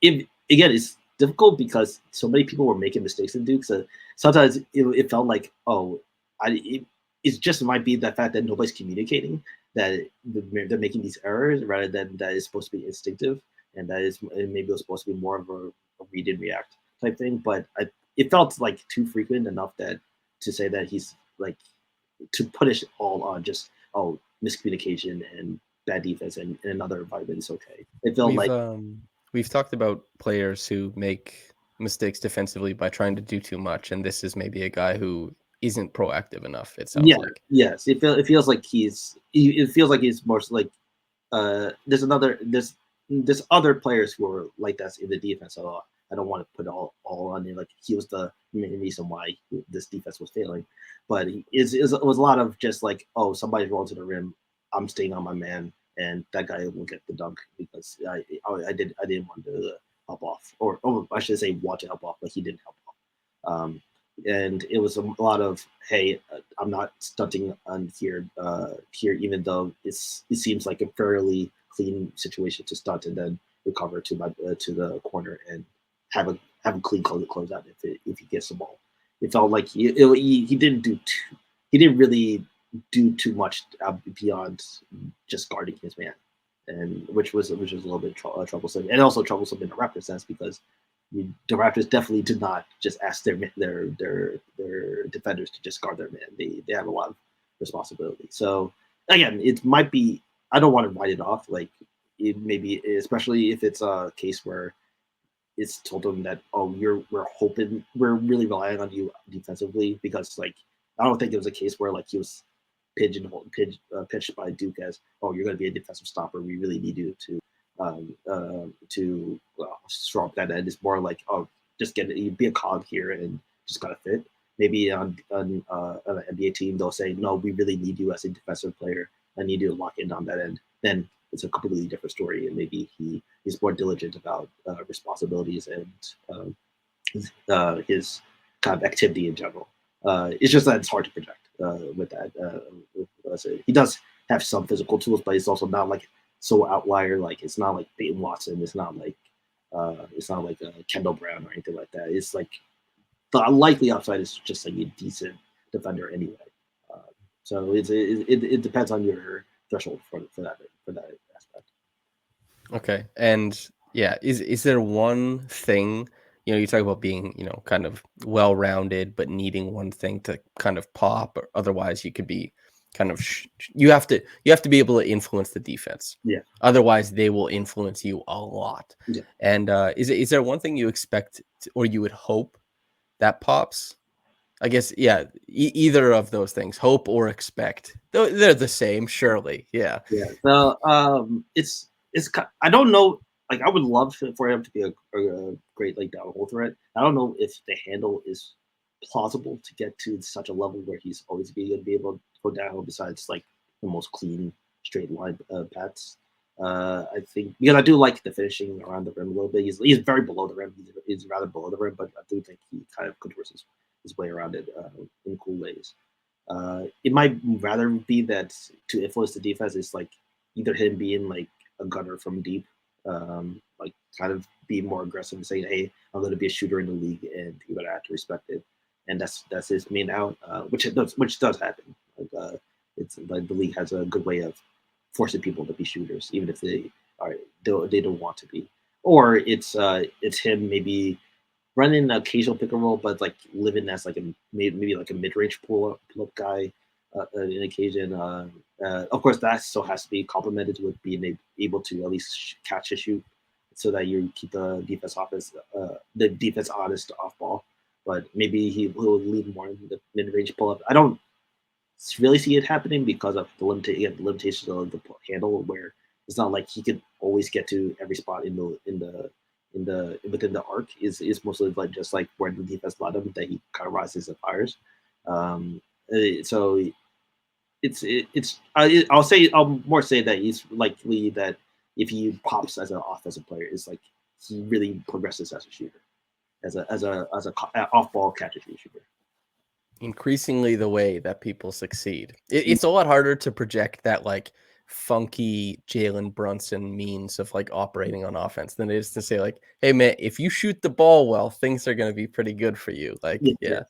I mean, a lot of it's just like also like a lot of those, like even a Jalen Brunson type, like you need the trust of the coach that, hey, I'm going to give you these reps, I'm going to give you the role, and we're just going to see what happens, because see that you create. Like maybe it's easier because Brunson was like a prolific college guard. Like he was like the most dominant college guard of the last 15 years or so. But it's still very hard for a coach to say, hey, just do this, especially when we have Siakam and all-stars like the FBV, OG, who even like people who they want the ball as well, and they've shown some track record of succeeding with it. It doesn't mean it's not likely that you'll just always like. Again, we said that Toronto likes to progress that, but it's usually over time, and they're usually kind of like they're seeing what you're capable of. They'll give you a little bit, and then they'll give you a little bit more, and a little bit more, and then it grows and grows from there. So I'm pessimistic on how much it will grow, but things happen. Yeah. And there's less room probably now because like as great as Pascal is playmaking relative to his, physical and stylistic contemporaries, he's not, a Kyle Lowry type of guy who, he's leading the offense, but also leaving like tons of room for growth. There's definitely room for growth for guys, but the Raptors, they're trying to find a lot of divergent skill sets with less possessions now. So that's an interesting thing to factor in. I lost your list. What we have? Who else do we have to talk about as far as wings? Let's talk about Trevor Keels, I guess, and then okay. Afterwards, we also go to Christian Brown because I think they're related in key ways. So Keels, he was another Duke player. He's a freshman, so he hasn't been around the block as long as Wendell was. But he actually got. I think he got more traditional, like. I don't know. Actually, I probably shouldn't say that because I think Wendell got a decent amount of pick and rolls as well, but it's more like how they ended were differently. So Keels is more of he's like really determined to get downhill. He was this year, so he's a downhill driver. Now, what's interesting is that in high school he was more branded as a shooter who was able to go downhill rather than a downhill player who kind of shoots. And I think it flipped this year, partially because the jumper left him more this year. He struggled as a shooter, but in high school he was like throughout the years on larger volume he was a 37% shooter from deep. I think over many events and many high school tournaments and seasons. So it's very reasonable that he can go back to that level. Of course, the most recent sample usually is the more relevant one, but you would expect at least average shooting from Keels. And married with that, with his downhill driving, you might have a really interesting, because it's not very common to have somebody who's both a rim threat and a shooting threat. It's just like that's kind of why Eric Gordon has been in the league so long, is because he's been able to marry deep shooting with being able to just blow by his man sometimes. Now Keels is not explosive, so he's more likely to need a screen, but he is like really built. He is like he might play like close to 230 and he's like 6'3". He's gonna get a lot of Lou Dort comparisons, just because of their physical makeup in terms of being short shooting guards, but 230, really bulky guards. He uses his strength very well. Well, as a driver, the only thing is that because he's not explosive, he's a below the rim finisher, so he does kind of struggle around the rim in terms of like finding angles. He's not very long either, but it's the idea that just getting to the rim is like a good and have that determination is good enough that if you pair it with good enough shooting, that's a very valuable offensive piece. It's somebody that defense does have to respect. Like even if it's subconsciously, they're always going to not want to give you such a good path to a shot. Now, one thing about him is he's kind of like this year has kind of pushed him more as like a creator, and so while he ran pick and roll, I think he's still a little bit behind in terms of the reads. Like he doesn't really time them ahead of time. I think he's just like new to running offense. He wasn't really something he did in high school often. He was usually another point guard running the show, and he was more going off the catch and going in transition or isolating or something like that. He's not really running the offense. So I think that 4 ways into that are kind of to be determined. Again, depends on how optimistic you are as in progressing. Because he was willing to pass. He He was not ignoring people seemingly on purpose or anything like that. It was just like, oh, he'll pass a bit late. He'll hit the roller right when the rotation comes, rather than the instant, because the rotation was actually late before, and he should have anticipated that, something like that. So it's kind of a case of there's a hole to poke in every part of his offensive game, but there's also a reason to be optimistic, and he's also very young. So it's like, do you really have that glass half full approach, where being a driver, having some shooting promise, and at least trying to figure out your passing? Because also there's a belief that passing reads are some of the easier things to develop over time, just by repping it out in training, having more experience, getting more familiar with. DeRozan is a good example. Yeah, DeRozan is a great example. DeJounte Murray has done it a little bit this year. It's very common for especially when you hit your prime years, to start and reading the floor a little bit better. And you could say that that's projectable with Keels if you see him in that off-ball role, like running pick and rolls, or even being able to be effective in ISO. Again, you can counter with the fact that he's not that great of an athlete. He hasn't shown like an outlier good ability to get his shot off or make a shot. He's likely going to be like middling efficiency to maybe slightly below if the jumper is not beyond like decent. So it's kind of like your taste level on those types of skill development. On defense, I'll say that he was part of the issues with the defense in terms of not really being on the same page often, and he was kind of lost. Like, his felt more like he was generally lost a lot of times in terms of what exactly was his rotation. Like, in the scramble situation, you'll be probably the most likely to rotate to the wrong person or not catch that hit. His assignment had moved to a different area. So now a lot of it is also he was the youngest player on the team. So it's hard. Defense is hard when you're that young, jumping up a level, even if, like, compared to the NBA, the SEA is not as good, of course, but it's still hard.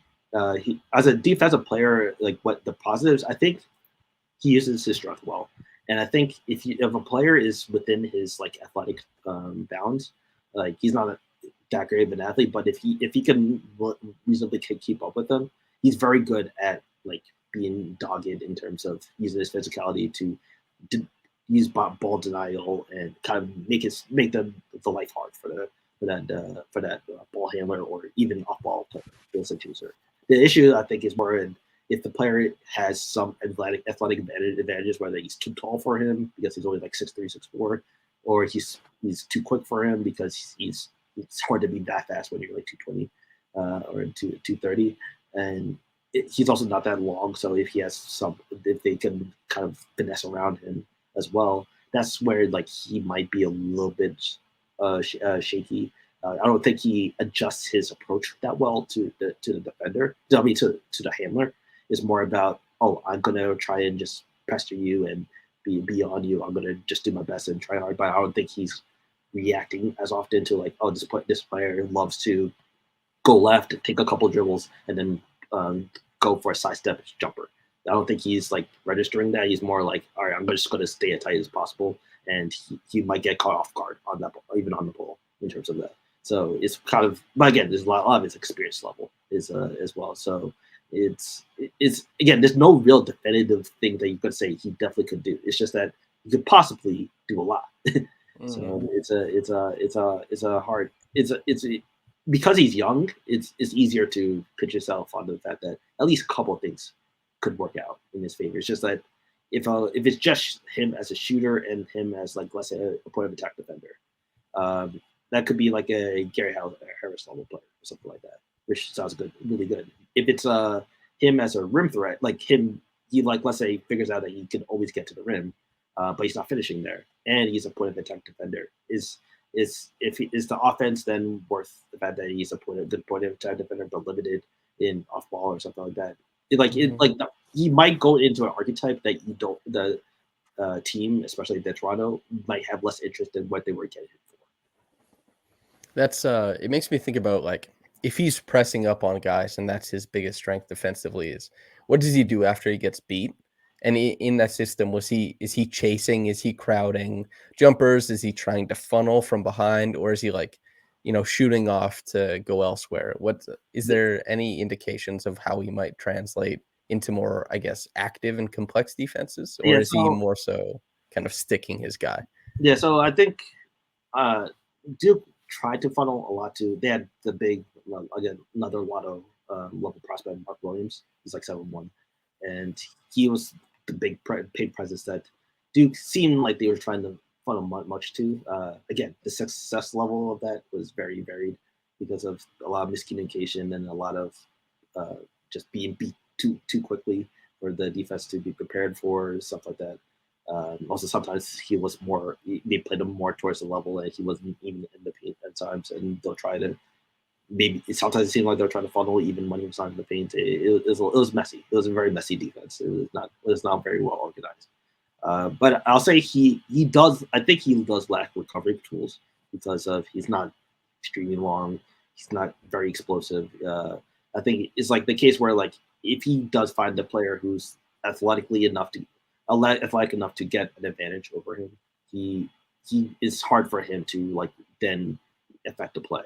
Yeah, it's not. I don't think it's due to a lack of effort. It's just that he only has certain tools, and that's what he's trying to do is work early on the player. So I think it's a little bit shaky in terms of the at least the current Toronto fit. One, because I don't know if handling multiple defenses is really ideal for him. I think it's probably best to at least to start out with if you're planning on playing him before. So maybe you plan on just letting him sit and learn for the first couple of years, and then when he's like 21 or so, then you really unleash him. But most teams don't operate that way, so risky way to approach development. But if he does try to play, then it's kind of like you get him one role. Like, okay, there's this guard. He's like, let's say it's like Brent Forbes, or you like just trace around Brent Forbes around every screen and stay attached. You going to align the defensive rotation so that you don't really have to rotate as often as you may in an average scheme, and just stick with this player, and that might work.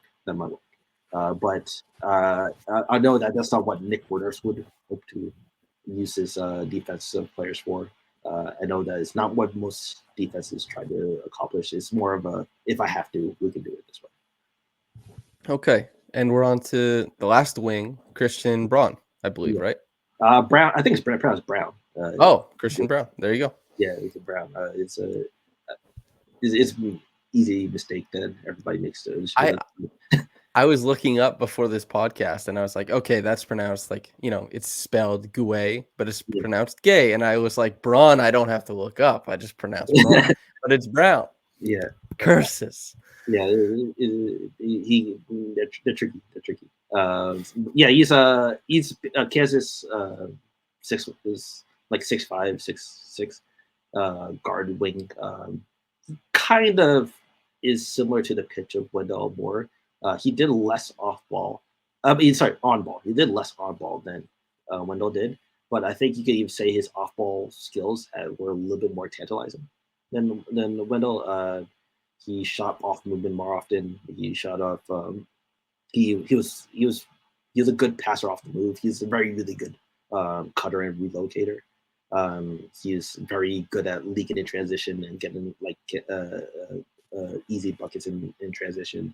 Which I think is a skill. Like, I think people do underrate the fact that like getting that first couple steps in transition makes a world of difference sometimes if you're consistent at it, and especially if you don't have outlier physical tools. Where he's a decent athlete, I think he'll dunk on somebody, possibly like even as a rookie. And he's definitely physical. He's definitely somebody who doesn't shy away from. He's famous for talking a lot of noise to the opponent and to the fans as well. So he's built for war, as some people would say. He's mostly an off-ball player. Now the hang-up with him was that he didn't shoot as many threes as you'd expect somebody he was mostly like he's sold as a shooter. I think it's kind of like the LaRavia and Franz Wagner thing, where like I think he kind of sees himself more as more than a shooter, and more like trying to make passes, try and go for floaters and attack the rim if he can. The only thing with him is I think his handle is fairly limited for being a guard slash small wing. He's more of the 1-2 dribble and then pick it up and find something to do with it, rather than being really able to like run the pick and roll, or if he's stuck on a closeout, like he can dribble out of from underneath the rim and get into another action. It's more like he has to pick up the dribble, or he has to make a quick pass if he's not getting directly into his shot. So it's kind of like, for me, it's more about, does he really see himself as a shooter in the league, and he's more willing to lean on that. Because I think with Franz, like what happened was, as a rookie, and part of why he pressed so much is he proved that no, just because I do want to dribble, I'm actually good at that though. I could actually run a set and like take on Joel Embiid at the rim and score over him and whatnot. Like I do have these ball skills that would get translated for my size. I think with Jake LaRavia, like it's less than that. It's not the Franz tier, but I think there is some self-creation because he does have the strength. He could like go into the post a little bit, or just drive into like a little back down in the post a little bit. He has some ways to keep the creation attempt going. While Brown is mostly like he has to just drive straight ahead, and if he gets cut off, then he has to pass out. He's not going to really extend that creation beyond what's given to him. So I think it's more going to be that he has to view himself as a shooter who will get a lot of volume up, and then use the willingness to attack closeouts and pass as like an ancillary. And then that's a very interesting player then, because then if the threat is more on his shooting, and then he can exploit defensive over help, then that's different from always trying to attack and then not getting much out of it. And but when you had a perfectly viable look from three to exploit. So there's a lot of overlap in all these players that we're discussing. Is you're waiting on one thing, and I think that's typically what you get with second round guys, or Yes. maybe there's somebody to follow. Is you're going to either it's not the truth, because players are infinitely complex, and if you really want to get to the bottom of one player, the conversation is truly, it's like 12 hours. It's not like 12 minutes. Yeah. But we discuss players the way that we can, and the way that people digest it. And so it falls into like, do you want the guy who is a little bit more safe? And as you said, like that's kind of a fallacy. Or do you want to start betting on outlier skills, and maybe you're not looking for that overrated and underrated at the same time 3-and-D archetype, but you're looking for guys who are going to give you something, that extra pop, who are going to add that element of dynamism to maybe a playoff series or something like that. You said LaRavia between the 5th and the 8th man, something like that would be really cool. And so among these wings that we've talked about, is there one that you would feel best about, I guess, as an initiator, as a meaningful, these are separate answers, by the way, initiator, a meaningful contributor on like a decent playoff team, and then as a high level defender? Those three, is there one guy who checks multiple boxes, or is it a different answer for all three? So I think the one I'll be like as the most meaningful contributor on a playoff team, I would say, is Jake. If you call him as a wing, some may say that it's more of like a firm 4, which is usable. I think it's like, again, it depends on the personnel. Like maybe if you have like ridiculous athletes, like I think in Toronto, I think there's a reasonable case that he could play some 3 if you have like a Siakam and like maybe even if you go small with Siakam, OG, and him, like it might be enough. That rim protection might be shaky there, but it might be enough. Of course, it's more likely to be like gimmick defenses rather than it'd be shaky. Yeah, it'll be very shaky. It's not something that even Toronto wants to do now, and they have rather than doing it with Jake when he's out his main position. In terms of best defender, I really like Jake's defense as well. I will say, just so that I don't want to repeat him again.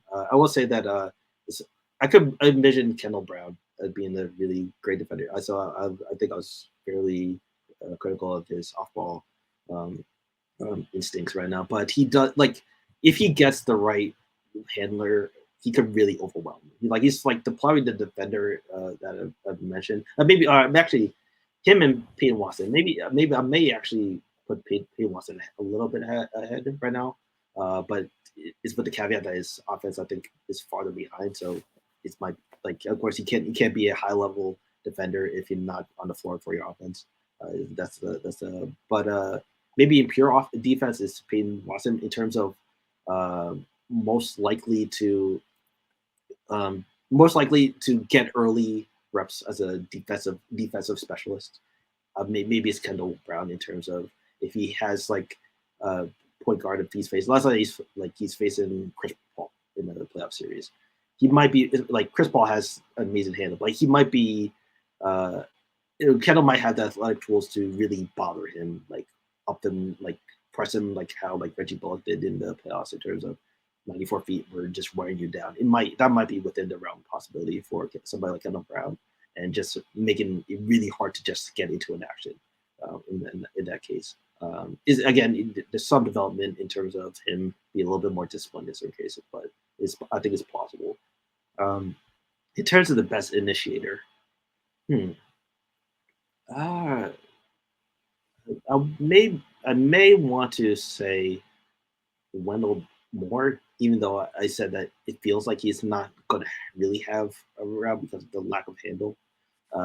But I think he's shown the most promise as a pull-up shooter, and it's possible that in my honest opinion would probably say no to all of them, but with him as a pull-up shooter that might be far enough. Again, Peyton Watson also had it, but his, like I said, it was more flashes. It was he still was taking less pull-ups than Wendell did on the year. He still was a little bit. He was still had lower lowlights in terms of him trying to do stuff with the ball. You could say that physically he has the higher potential as an initiator, but I probably wouldn't bet on it as much just because of how the finishing was. He wasn't really making advanced passing reads or anything like that. The answer is more likely that they're not. None are really looked at as an initiator. LaRavia also has his creation of outlets, but it's not really as a pick and roll handler or anything like that, or ISO from the perimeter. It's more mid post stuff, low post stuff, maybe short roll stuff, more unconventional initiation, which most people would say it's not initiation; it's more off ball advantage. Is it safe to say you consider Jake best player available? I think so. But I think also the consensus currently thinks so. I think some people will still bet more on Kendall Brown or something like that, or even maybe less Peyton Watson, but still maybe Peyton Watson, just because they're better athletes while doing that. But I think Jake is currently consistently mocked in the 20s. I think it's possible he can fall to 33, which is why I think he's still relevant to the Toronto evaluation, because it only takes one team to like you, but also only takes a couple of teams to say, hey, I'd rather he might be the fourth guy on every team's list, and if he is the fourth guy on every team's list, that it might mean that he doesn't make it out the first 30. Mm-hmm.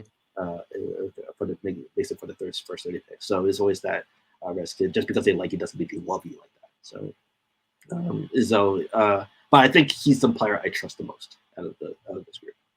And if the Raptors wanted to, let's say, buy a second between 47 and 55, do you have I guess a lot of these guys, are probably going to go higher than that, but would you have somebody outside of Jake that you'd like the best for a second rounder? I think of course I don't know where Leonard Miller will go, but he seems like he'll go top 45, but He also had a bad combine, so I don't know how much that hurt it. Like he played it very tentative, and it also seemed like obvious that he hadn't really played at this level of competition before. He was kind of searching down where to go. So it's possible that Leonard Miller falls between 47 and 55, and then it's like because of how rare it is for any of those picks to really be meaningful, like somebody who does have some outlier traits is reasonable to like, hey, we definitely want to at least see what we can do with it when it's relatively low cost, and you're not. It's not like you're going to be pushing him as like, oh, this is the second banana with Scotty for the future or anything like that. No, he's like, all right, you could maybe play him on G League. He was actually considering, and it's actually still technically possible that he goes to the Ignite rather than declare for the draft. But it could be that he gets drafted and it just plays the whole year with the Raptors 905. And the Raptors 905 has had success with development and also just playing and amongst their competition in general. So it's possible you succeed in that. That's I was kind of thinking like maybe you let him boss the 905 G League, kind of do that thing down there. But Bigs, we're on the big men now, Koloko and Kessler. And then that's the podcast for a listener who is probably, I guess, like 2 hours in at this point. But who do you want to talk about first? Let's talk Koloko. Koloko is kind of, I think he has an argument for like one of like the top 3 or 5 defenders in the class. He's been a very good defender the last few years. I think he's a little slower this year. I think he bulked up a little bit this year, and he's a little bit slower. So he played a lot in space. Like they had him guarded at the level. They had him padded a bit. They even switched a little bit with him on pick and rolls and DHOs. I don't know if he was as successful at it than relative to the volume he was doing it at least for this year. I think he was better at it years before. But he does have experience, and experience does help.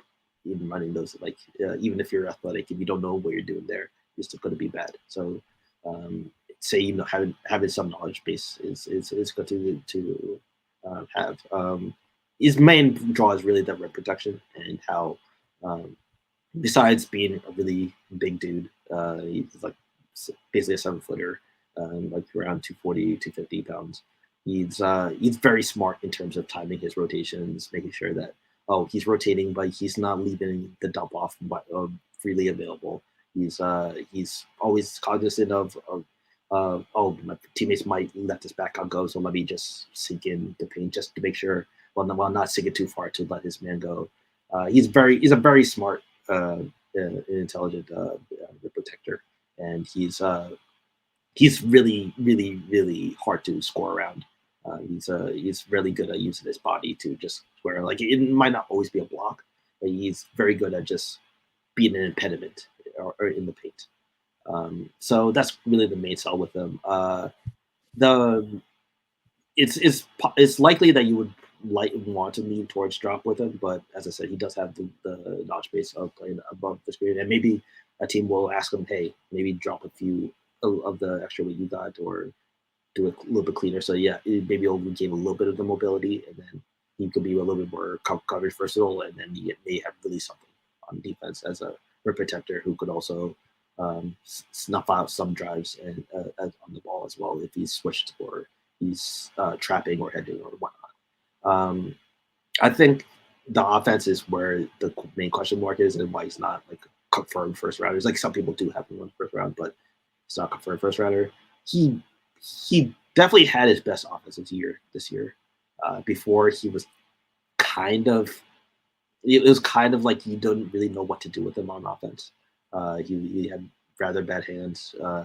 He kind of had no real offensive range in terms of his jumper. He wasn't really passing the ball. He wasn't even a great finisher. So it was like he was just there to wait until he could get on defense and do stuff. To be honest, this year I think he made strides. He was much more secure with the catching the ball. He was more aggressive in post ups, which he likely will not do in the NBA, but still good to at least have the confidence to get your shot off. He finished a little bit better. I don't really love his screening. I know some people do. I think that he kind of takes bad angles a lot, or he will like it's like not like shying away from contact, but he's just like not angling it right to get his handler the best way to shake his defender. Part of it is also that the ball handlers at Arizona, besides like one or two, weren't really pick and roll heavy. So it's also like he probably did practice it as much as others. But I think it's still likely in the NBA he's mostly like a dunker spot guy, if I'm being honest, where somebody will just be there as a big presence to catch a lob if you leave him open, but he has to be around the paint still and maybe get an offensive rebounds. I don't really see him as a high level roller or anything like that. He did make some passing progress as well. So to the point where I think you'll be comfortable with him. Like if he gets the ball, he will not make a bad decision right away. If somebody is open, he will look to find them. But I don't know if he could create an advantage for himself in that means. But it's more like if a breakdown happens, I think he's at the point where he can find them. One interesting thing is it does look like he progressed his jumper a little bit. Like he wasn't really that. Like he took some mid-range jumpers, but he wasn't really that prolific of a shooter even this year in college.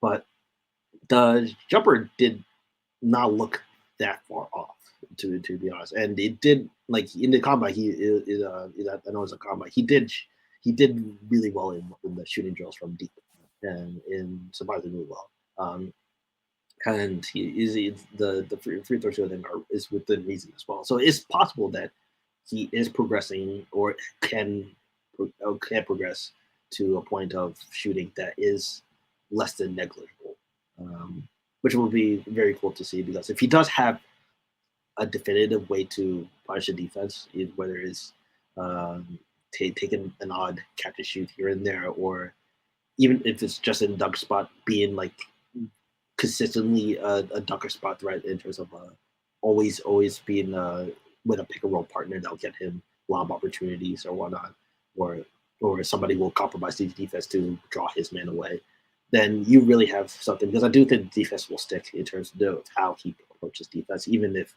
he doesn't have his full mobility from big passes. I think it's still good enough for a very good defensive player. So it's more about like where you find him on offense, like the role he plays. He's not just plug and play on offense. I feel a lot of the times those 7-footers, you just say, oh, you just put him in a bunch of pick and rolls and he'll just find his way to the rim and he'll get 8 points somehow. It's not how it works. It's not how it works at all. Yeah, you do have to find a way for him to use their comfortable tendencies and find what works for their skill set. Like there's a difference between Clint Capella and Moses Brown. There's a big difference.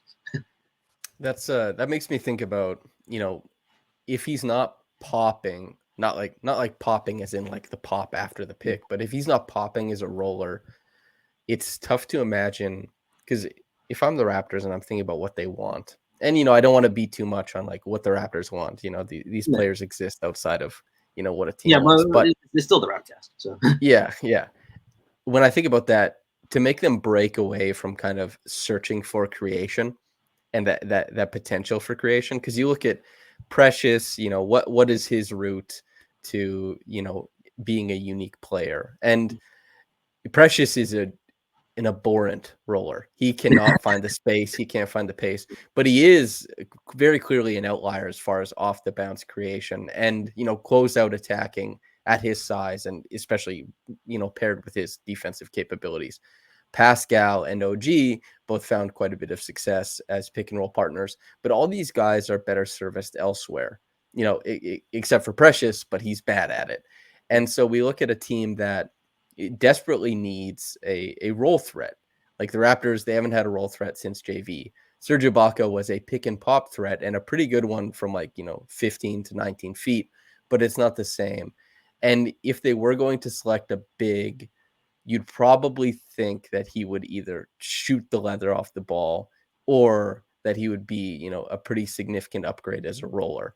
And it sounds like Koloko doesn't offer either of those. And it would be less apparent for how they would use them. Because once again, we're at the how does Nick Nurse use guys kind of, thing. And if it's a big who's limited in how he creates and how easy he makes life for the other players on the team, it sounds like that's not being serviced currently.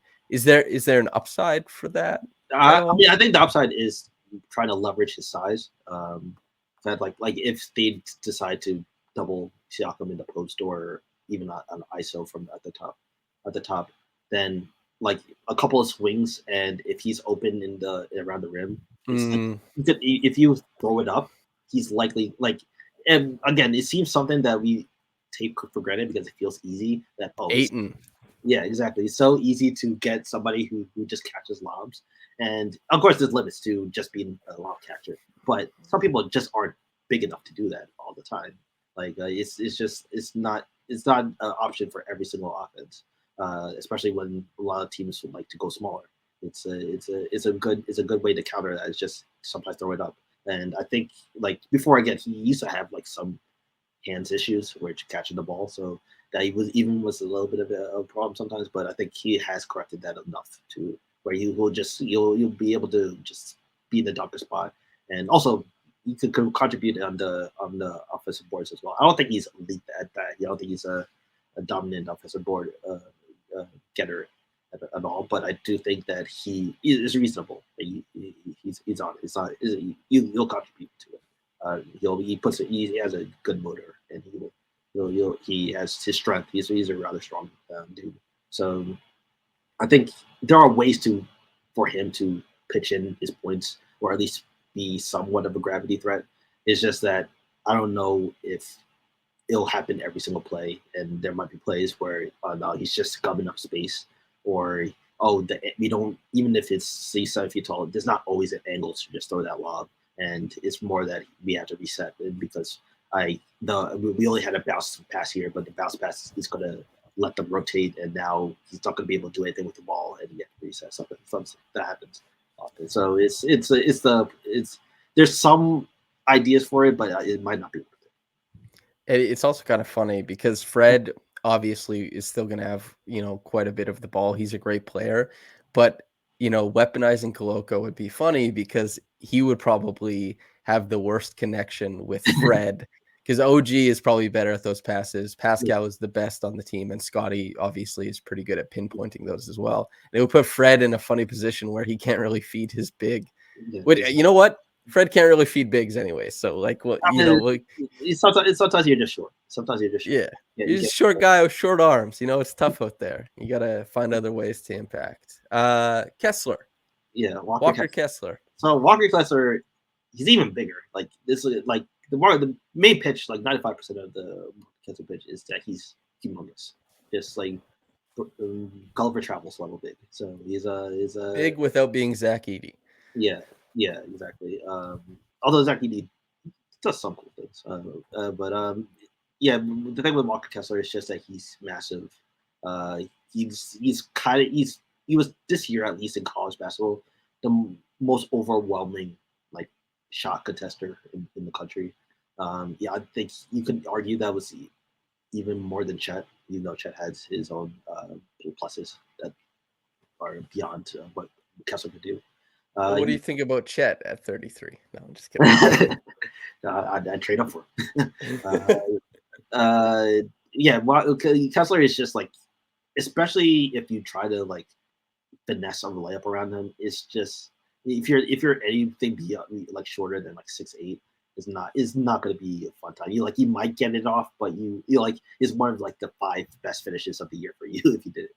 It's just so hard to shoot around him with how long he is and how his standard reach is. It's impossible. It's literally one of those rim protectors that can intimidate people from even taking shots at times, or like make them hesitate on clean looks. Now the issue with it is that that's kind of what he's been living off of as a rim protector, is that he's just so massive that nobody will deal with it. I don't think he really I don't think he really thinks or uses his body well in other areas. So, for instance, I think you could actually score on him or at least get better looks if you're willing to like get into his body and use physicality to like dislodge him. Like he's a big dude. He's like 7'2". He's probably over 250, but he's not really physical. He's not somebody who like relied on verticality or anything like that. He's more trying to get in space enough so that he can just extend his arm and that'll be enough. I should also say I think he does cover ground well for somebody his size as well.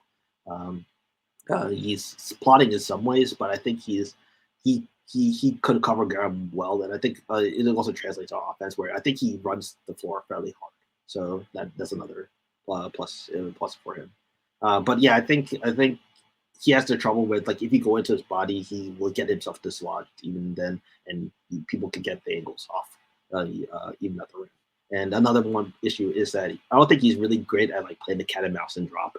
I think he often makes like a bad decision to like drop back too far, and of course sometimes we're too quick to blame a drop big, and when somebody's getting a pull up off, and we're always saying no, why is he playing up to why is he not playing up higher? And it's no, the screen defender was supposed to get over there and they didn't.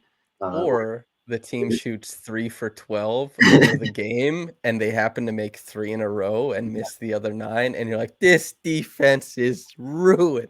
Yeah, it's tough being a drop, but I do think that he could play the cat and mouse game better. I think sometimes he's too late getting into the screen, even if it's like he's supposed to get to the level and then drop. So some teams sometimes play it. He's sometimes late get into the screen and then he kind of messes up the drop or his technique going from there. He has experience like doing some hedging stuff, but again I don't know. Soft or hard? It's I'll say rather more soft than hard. I mean you could probably use him in hard hedge and because he's so big. It's just like hard to, and I think he does have the mobility to recover. It's just that whether technique wise he'll like I don't think he's great in like he may overstep and let the angle go and then it's a busted play rather than a successful hedge. So it's something that is possible if you practice it. I think you can do, but I always say that it's underrated how much some centers could actually do the hedging. It's just that they're not asked to do it. Like I remember seeing that Yusuf Nurkic, like when he was before the draft, before he was drafted, he used to hedge a lot. It was really successful because it's very hard to pass around somebody who's 7'1", 270 pounds. In flashes too, right? Like it's you mix in like a hard hedge, and not everybody's going to be a Chris Bosh like pterodactyling out and pushing you to the sideline, but like having this huge man step out on you, suddenly the way you perceive the floor is like it's that guy there. Yes. And then the arms are here, the other arms, it's just like it's so much. You know, the bird's eye view that viewers get, it seems like, oh, you missed the pass, but their view is just like this. You know, it's like it's again like a lot it's so easy to like you judge the decision making when you're not on the floor in the instance. Like I think there's a discussion about like draft interview questions on players basketball field awareness and everything like that. It's like they can tell you the perfect answer, doesn't mean they can do it in the floor when there's a center running at them and they have to make 0.2 seconds to make the right decision. It doesn't mean they'll give you the same answer at that point. It's a completely different game. So I think it's maybe possible that Kessler could do stuff like hedging and stuff like that. I do not switch him. He's not. I don't think that's in the cards. He turns his slip rather slowly. Like I think he could go north to south really well for his size. East to west is not the main bag. But you're bringing guys to the nail with 5 seconds. yes. Yeah. You're breaking the emergency alarm bell. You're breaking the glass, and then you're breaking another glass, and then you're hitting that bell. And I think you're most likely going to see him in drop in the league just because of how where his main stress are just being that big. But it's good to explore, especially for a Raptors system.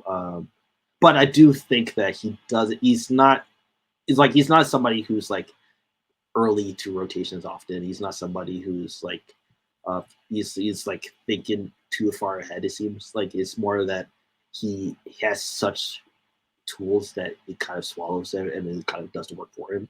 And so I think it's probably it's not a case where his rim protection is completely neutral because he's huge for NBA standards too. Like he's like 7'1", 7'2". Like even by NBA standards, there's not many people who are that big, and it does affect players still.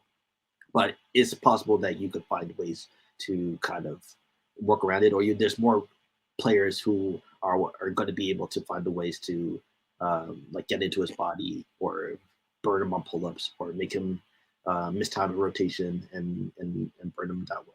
So it's a little tricky for it to project him as dominant a defender as he was in college, because in college he was a truly dominant defender. Go. Offensive utility. Finish your point, whatever you're saying, but offensive utility, the same qualms I had about Koloko, are those being quelled or exacerbated as far as with Kessler? Yeah, I actually was going to go into the offense as well, and I think a lot of it is somewhat encouraging. Like I said, I think he does run the floor hard in transition. He did not play with great passers too, so he was often not rewarded. But I do think that he kind of kept up the effort in running hard.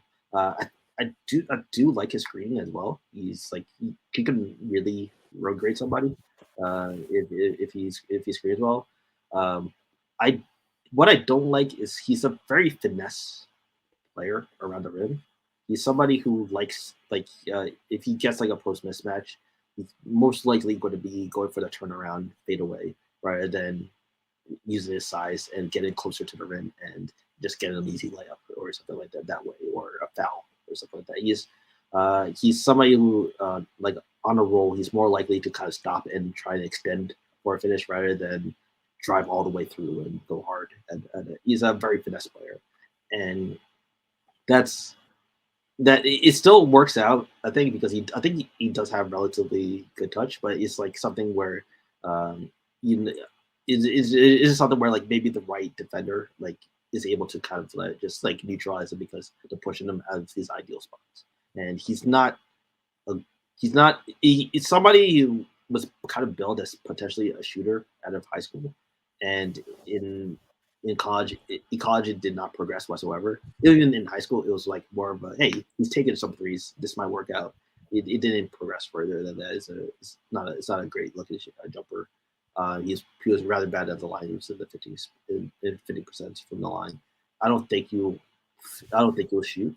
So it's more of a case of all right, how are you using him as a big? Because he has more of a post game, I think, than Koloko, but it's still like a post game that you probably don't feel comfortable going to often, besides maybe just one-off occasions. So it's more about like him getting the ball around the area, what the players around could create, so that he could just get the easy dump offs in around the rim and score.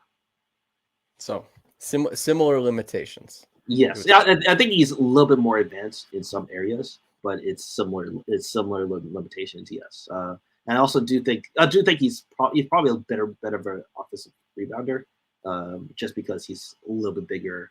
He's a little bit harder to deal with. I think Koloko is more likely to get like maybe a more impressive offensive rebound, like hustle or throw somebody out the way, but sometimes size just wins. So standard. That's the question from T is, maybe let's think about it from the defensive glass point of view, because the Raptors, they did Precious helped a lot, especially as he grew during the year. But if the Raptors are going to, I'll say this for people listening, a lot of people, they think that the Raptors will only try and get the 6'7" to 6'9" guys now. They wanted to try and go after Pirtle. They wanted to try and go after Turner at the trade deadline. And so while the Raptors understand that this framework can benefit some of their players and they can paper over some less than ideal skill progressions by doing this, and they access a unique brand of ball. If they perceive a big upgrade in talent, be it, via trade or a guy falling in the draft that's big or small, they'll break this convention. They'll break this mold of just going for the 6'9" to 6'9" guys. So, we could see them go after a big, but the defensive rebounding, who do you think is more likely to kind of boss on that end? I would say Koloko. I think like Kessler is a little bit more likely to chase a block that he probably shouldn't chase. So that's also part of it. It's like he's more likely to be a little bit more out of position. Where I think Koloko, he's more judicious with the blocks he does go over rather than opting to kind of stay home and just get the rebound because they assume that it's not a high percentage look anyway. I think Kessler will just say, "Hey, I'm going to block everything," and to his point, he blocked a lot. So I understand that instinct, but I'll probably say Koloko. I think Koloko's a little bit stronger as well, so he's able to hold his ground a bit more if he's in the box out situation. The only thing that Kessler really has is that he's bigger, so he can just extend his arms sometimes and get the ball that even Koloko might not be able to get to, even though he's huge too. It's like there's levels to the hugeness. It's like how Chris Paul is a big dude, but he's also the smallest person in the NBA. He feels size. Nuisances. Gotta love them. That's 12 prospects and like a healthy amount of time on each one. Listener, if you're here, Lewis and I did, an end of season podcast that went like 2.5 hours. And I was like, I probably won't do a podcast like that for a long time. But it's like, like a month later, here we are.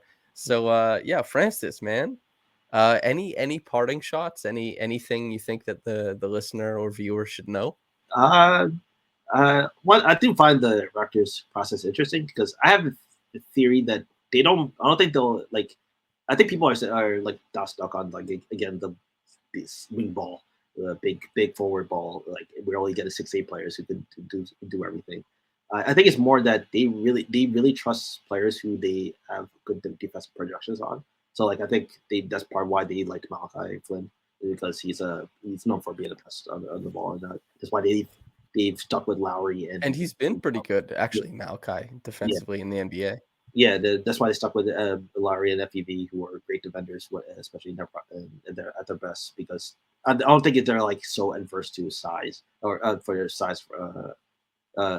Sorry, I should frame it as I don't think they're so adverse to smaller players, and I also don't think they're so adverse to bigger players. So I think it's more about the defensive potential they see in a player. So my instinct is that the Raptors, if anybody's trying to project the Raptors pick, they should lean on the players who look projectable defensively. Like even if it's not right now, at least in a couple of years, it looks good for them, and then go from there. It is dogmatic thought that has kind of infiltrated the Raptors fan base that is a guiding principle, sure. And it allows them to, I think, achieve market inefficiencies, let's say, or market efficiencies. And, it's like, but sometimes the Raptors are like, oh, he's 6'3", 6'4", forget about him. It's not that severe. If there's a great player, there's a great player. Yeah. I mean, there's like, in the end of the day, you're making work what you have available. I think they have their preferences. I think they're confident in their ability to develop players in certain areas, and that's why they lean towards like let's get the defense potential for like if not the physical tools, at least the right mentality for defense or whatnot, or the good signs on defense, and then we'll go from there. But in the end of the day, like they're like let's say there's a who's a bad defender. JD. All right, I was going to say JD, but I'll say AJ Griffin. AJ Griffin was part of the Duke defense that was really struggling. He has physical tools, like he's 6'6", he's bricked and everything like that. But he has a rather bad defensive year. Even if the Raptors don't think he's going to progress as a defender, they'll still pick him as he's there 33. They're not going to say. And again, he's a bad example because he caught this the 6'6" small ball or anything like that. But it's not a good guard get draft. That's why I didn't focus too much on guards. But so it's not likely the Raptors will pick a guard. But maybe like if they really love like Peyton Watson and Kenny Chandler, they're not going to pass over them just because they're 6'2" and under. They're more nuanced than that. Yeah, absolutely. Okay, Francis, I think we did a podcast. That's honestly, I think there's a really good chance that the draft comes around and the Raptors pick a guy, and I just get to come and snip part of this podcast and upload it as a video by itself. Like, hey, the Raptors just drafted this guy. Here's our thoughts. That's my hope. That because I know that especially if you're an NBA focus person and you go to the draft can be daunting. It's a lot. Because like even if like it's relative to the NFL, like the NFL is like 100, 200, over 200 people you have to cover. It's like that's impossible. Like, NBA is like you're still covering like 75 at least players if you're doing it thoroughly. If you're doing it just team specific, you're still going over like 10 players. That's possible to go at one pick, and 10 players to know them very well in and out is a lot. So, but my hope was that this effort would at least give you the cliff notes on a player. And then if, hey, summer league happens, it's like, oh, okay, this translated, this didn't translate. Oh, this was different than what he said, but I'm still interested. Oh, this is worth it, he said, or something like that. Oh, at least there's a basis.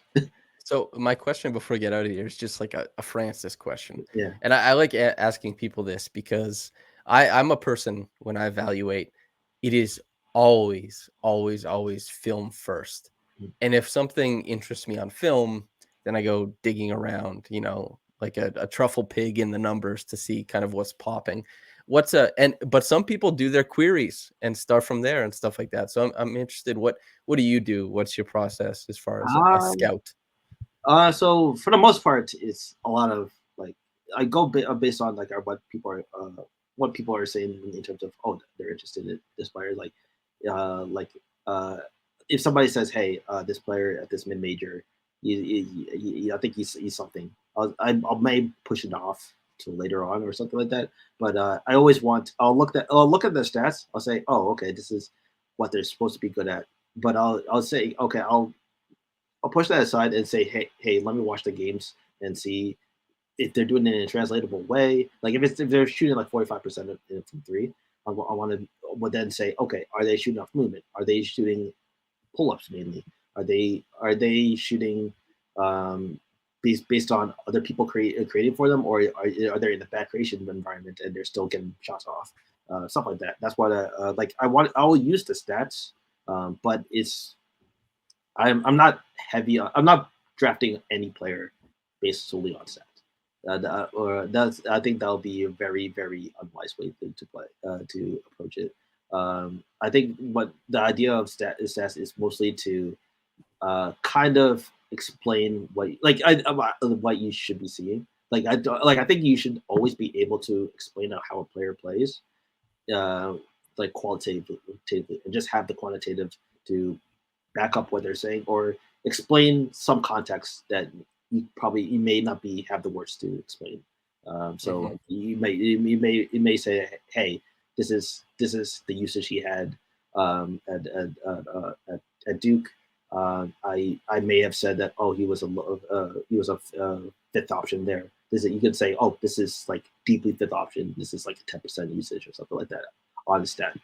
So it's like because there's levels to fifth options, there's levels to fourth options and whatnot. So it might be a little bit more precise than that, but you should be able to explain a player qualitatively if you're going to discuss them. That's why when we were even talking about like what players should be discussed for the pod, there were some players where I was like, I have an idea of them, but I don't want to go in depth until I maybe want to make another one run through. Like David Roddy, I know was one of the workout players. I still want to go another one run through. Like I have an idea of Dave Roddy. I have my broad opinions, but it's not. I felt more comfortable with other players. I didn't want to just spouse stuff. Like I didn't even really bring stats because I wanted to be making more qualitative and more broad. Like, this player's a good shooter, rather than this player shot 30%. Maybe sometimes it would have been more specific and more detailed, but I wanted to just go based on what the film said. I love when people start off describing like what a player is most likely to do rather than like what they have done. Because that's the way that we talk about players, is like you kind of like throw their stat line out there and say like this is what they did. Oh, a lot of people when they do like recaps or reviews, they'll give you like the stat line first. And me and like the analysis that I like is, well, when he had this play type, this is how he approached it. And then you run through it all and you say like, and that resulted in, let's say, this points per possession or points per chance if it's like second spectrum you're pulling from or something like that. But it's yeah. So I really appreciate the way you see the game, and so I was kind of interested in asking. Yeah, I want to say like I think like narratives get a bad rap, and it's more about trying to get the most accurate or the most reflective narrative possible. Like, I mean, my actual So narratives get a bad narrative is what you're saying. very, very good. Yeah. My actual idea of philosophy is that like all of our lives are kind of narratives. Is just like a narrative from different perspectives. But we're mostly explaining everything in our lives through a narrative. And a stat is a narrative, and the film is a narrative. And we just want to make sure that we get in them matching a narrative as closely as possible.